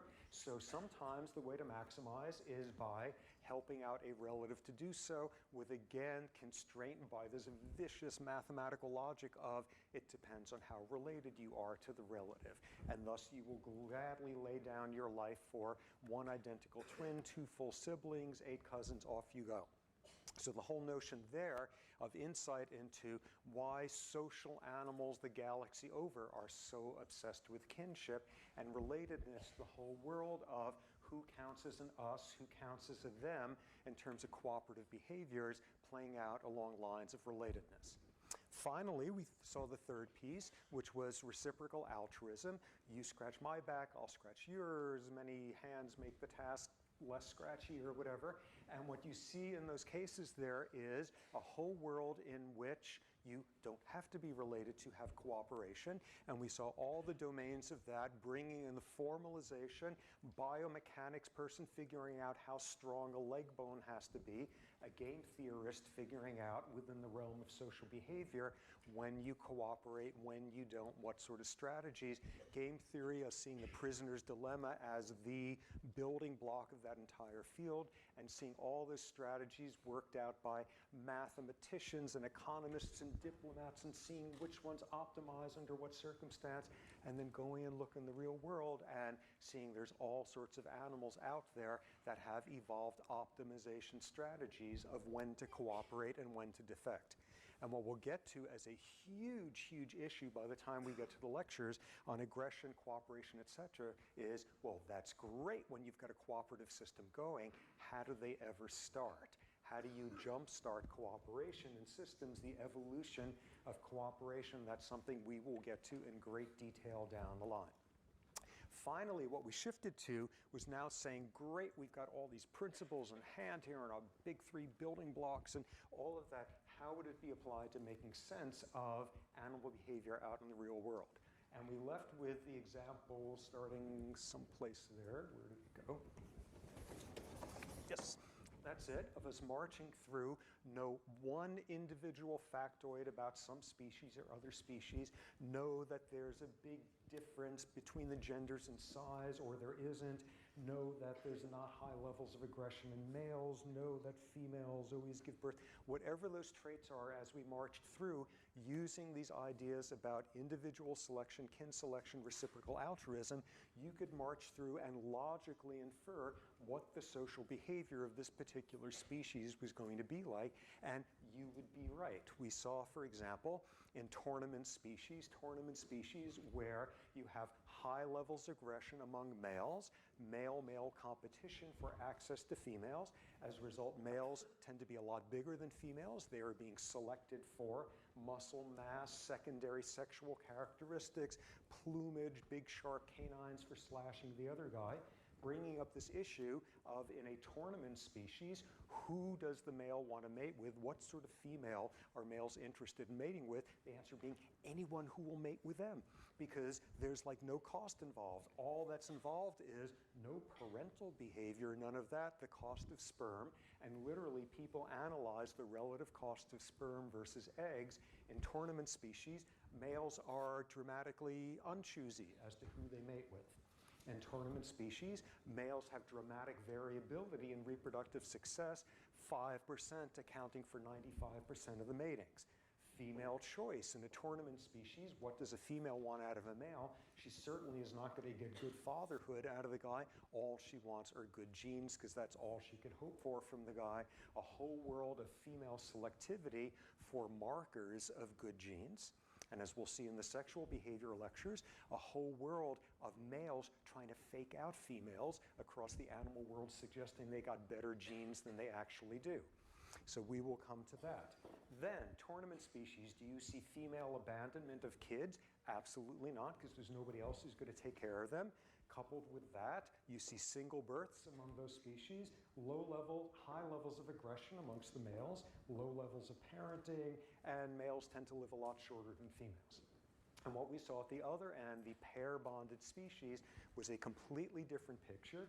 Males are being careful who they're mating with, because the wiring there is you mate, you take care of the kids. High levels of male parenting, females are thus able to abandon them. Females can have multiple births. Males are selected to be as close to females as a male can be, so there's not a big difference in size. There's not a big difference in secondary sexual characteristics. There's not high levels of aggression. There's not big differences in lifespan. Who does a female want to mate with? Someone who is going to be a competent father, thus the whole world of pair-bonded species where males court with rituals of coming up with food and coming up with things of that sort. So the most striking thing about that was, again, going back to the 2 skulls I brought in, you could know nothing more about that species other than this is an adult female, this is an adult male, and working through the same logic, you know a huge amount about the private lives of this species and who's messing around with who in the bushes, and that's merely by applying these principles. And likewise saying, here's a picture of a pair in this species, and you can't tell which one is who by gender. That tells you a whole world of predictability at the other end. So a first example of how much explanatory power you can get out of this. And on the website, I will find all sorts of appropriate pictures of tournament and pair bonding species for you to look at. Okay, so a first realm of looking at animal behavior and seeing how once we got these principles in hand, individual selection, kin selection, reciprocal altruism, suddenly an awful lot of stuff makes sense. Next domain where that's the case. And this is one that has had a real challenge to the, ooh, isn't nature benign and animals behave for the good of the species viewpoint. This one domain probably proves an individual selection framework more than anything else out there. Okay, back to our inevitable National Geographic specials, and somewhere at the end of whatever the special is about whatever species, at some point they usually get some narrator with some deep baritone voice come in at that stage and say something like, man is the only species that kills for pleasure. Man is the only, and look at how wonderful and benign these rose bushes are. They don't kill, they don't have war, only humans do it. And what occurred by about the mid-70s or so was enough field workers from a different species reporting, hey, wait a second, we're not the only species that kills. And we will see plenty of domains where that makes sense in the lectures to come, but one particular version really, really demanded some rethinking about animal behavior, which was as follows. What is one of the universals, whether you start with us and go all the way down to slime molds, it's babies are cute. Everybody likes babies. Babies are adorable. You want to take care of babies. Your eyes dilate as soon as you're around them. And a long-standing notion that what infants, what baby features are about, are, among other things, are means to reduce aggression. And we will see in the ethology lecture something about that. That was the standard soundbite forever. And suddenly, you got field biologists coming back from studying various species saying, something's up there because in my species, I see individuals murdering kids all the time. Whoa, what's up with that? Infanticide within a species. Suddenly, not only are humans not the only species that kills, we're like not the only one who goes and kills adorable little Disney infants. Suddenly, all sorts of species popping up where there was infanticide. And the huge challenge then became to make sense of this. This first emerged in the 1970s, studies of langur monkeys in India by someone named Sarah Hurdy, reporting this. Soon it was reported among lions, some other species as well. And the first obvious response to this was, wait, this can't be because I watch all the wildlife specials. There's something growing. Oh, there's some sort of psychopathology going on. This is not a normal population. This is not a normal population because they live close to humans. There's some disturbance. There's a toxic waste dump somewhere. They're not a normal species because you've got the wrong color socks on as the observer, whatever it is. This is not normal. This is pathological behavior. But long enough time goes by and it becomes clear in all sorts of species, individuals kill infants. So what is this about? You start to look closely and there's patterns. There are patterns to it. The first one being that tends to be adult males who kill infants. The next being, you look closely and it's not random who kills who. It's males killing infants who are most likely to be the offspring of, you guessed it, individual selection, most likely to be the offspring of other males. Competitive strategies for reducing some other guy's reproductive success. So this began to be seen in these species that had infanticide. It was male infanticide of offspring who were of kids who were most likely to be the offspring of other males. But more patterns popped up at that time, which is, well, why don't you see that in any social species where you have competition? And what wound up being clear after a while is there's only a certain pattern that you see in species that have competitive infanticide, which is the average interbirth interval among females is longer than the average tenure of a high-ranking male. What? Here's what that means. That means you're some low-ranking guy, you've been working out in the gym for years on end, you're finally in the position to boot out the alpha male and take over the whole group, and damn, every single female in the group has a newborn who they're going to be nursing for the next 2.5 years, so they're not going to be ovulating, and they're not going to be ovulating for about 3 years, and you're likely to be alpha for only a year and a half or so, where the length of time on average that you are going to be able to be reproductively active is shorter than the length of time that females in your species nurse kids and thus are not ovulating.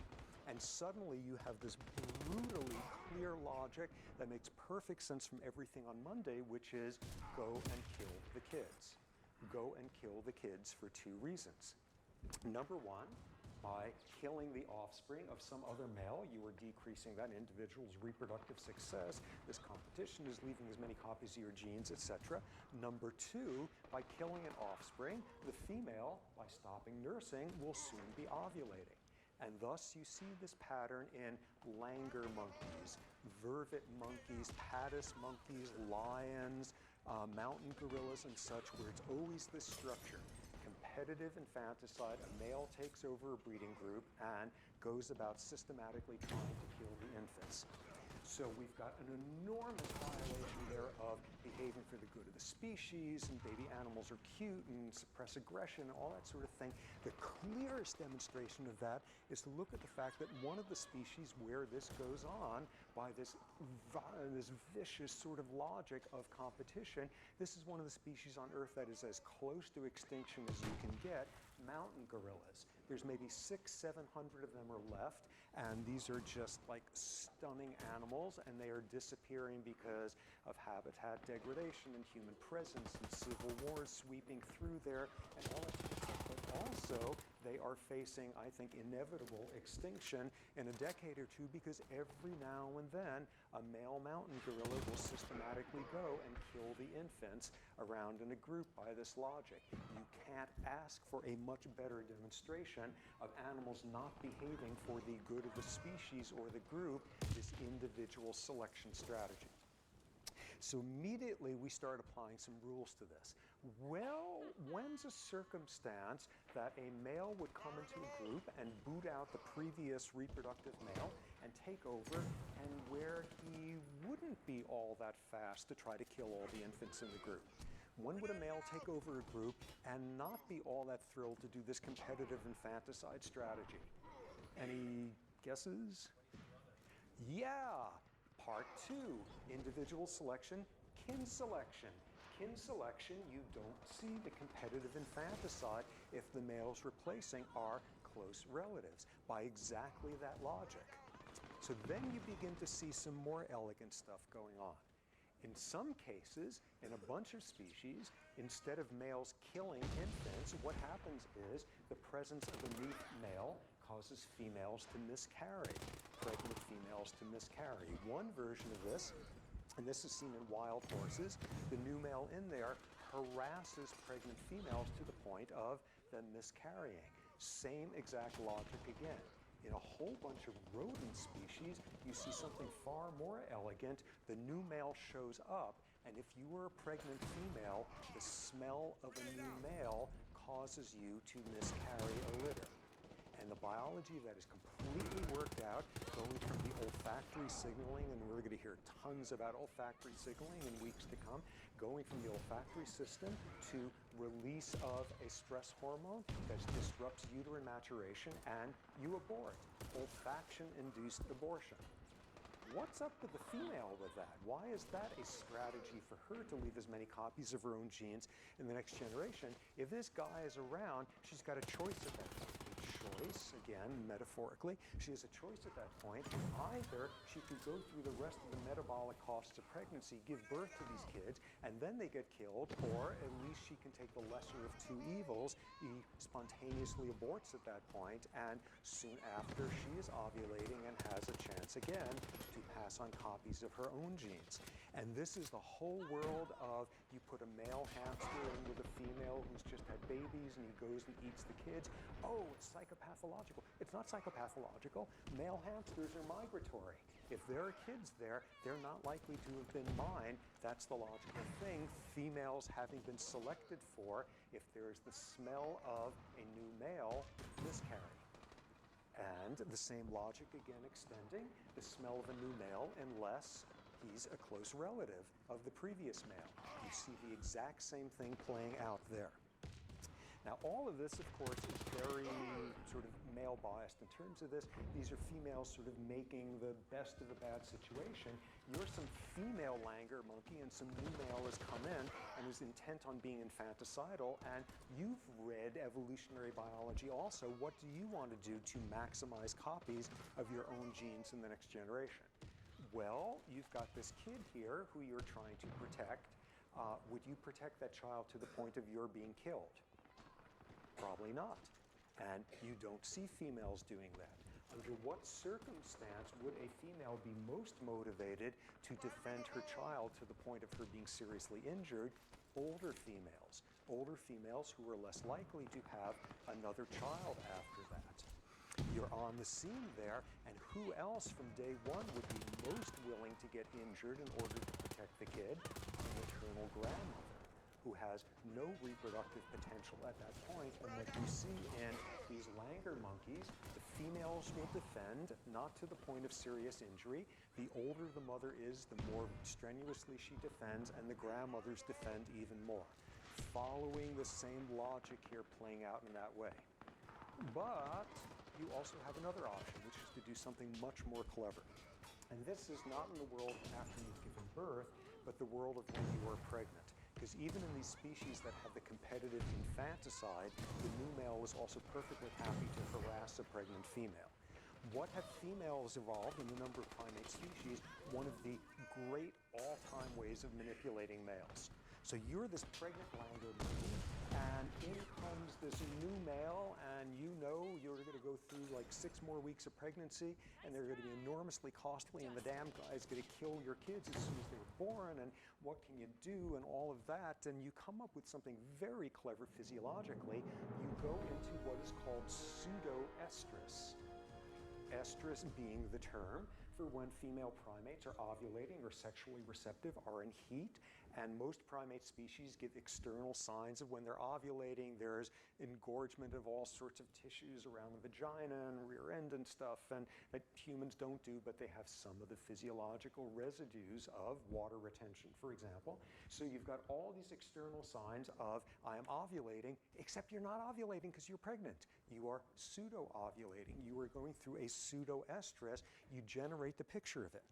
So what happens at that point with this new guy who's just shown up, and here's this like 4-month pregnant female who nonetheless looks like she's going through estrus? Well, these guys sit there then and say, well, that's kind of nice, and they go and mate with her, and like 2.5 weeks later she gives birth, and you know what the guy's going to do? He's going to sit there and say, what's the gestation period in my species? What's it? It's like 5 months or something? I've been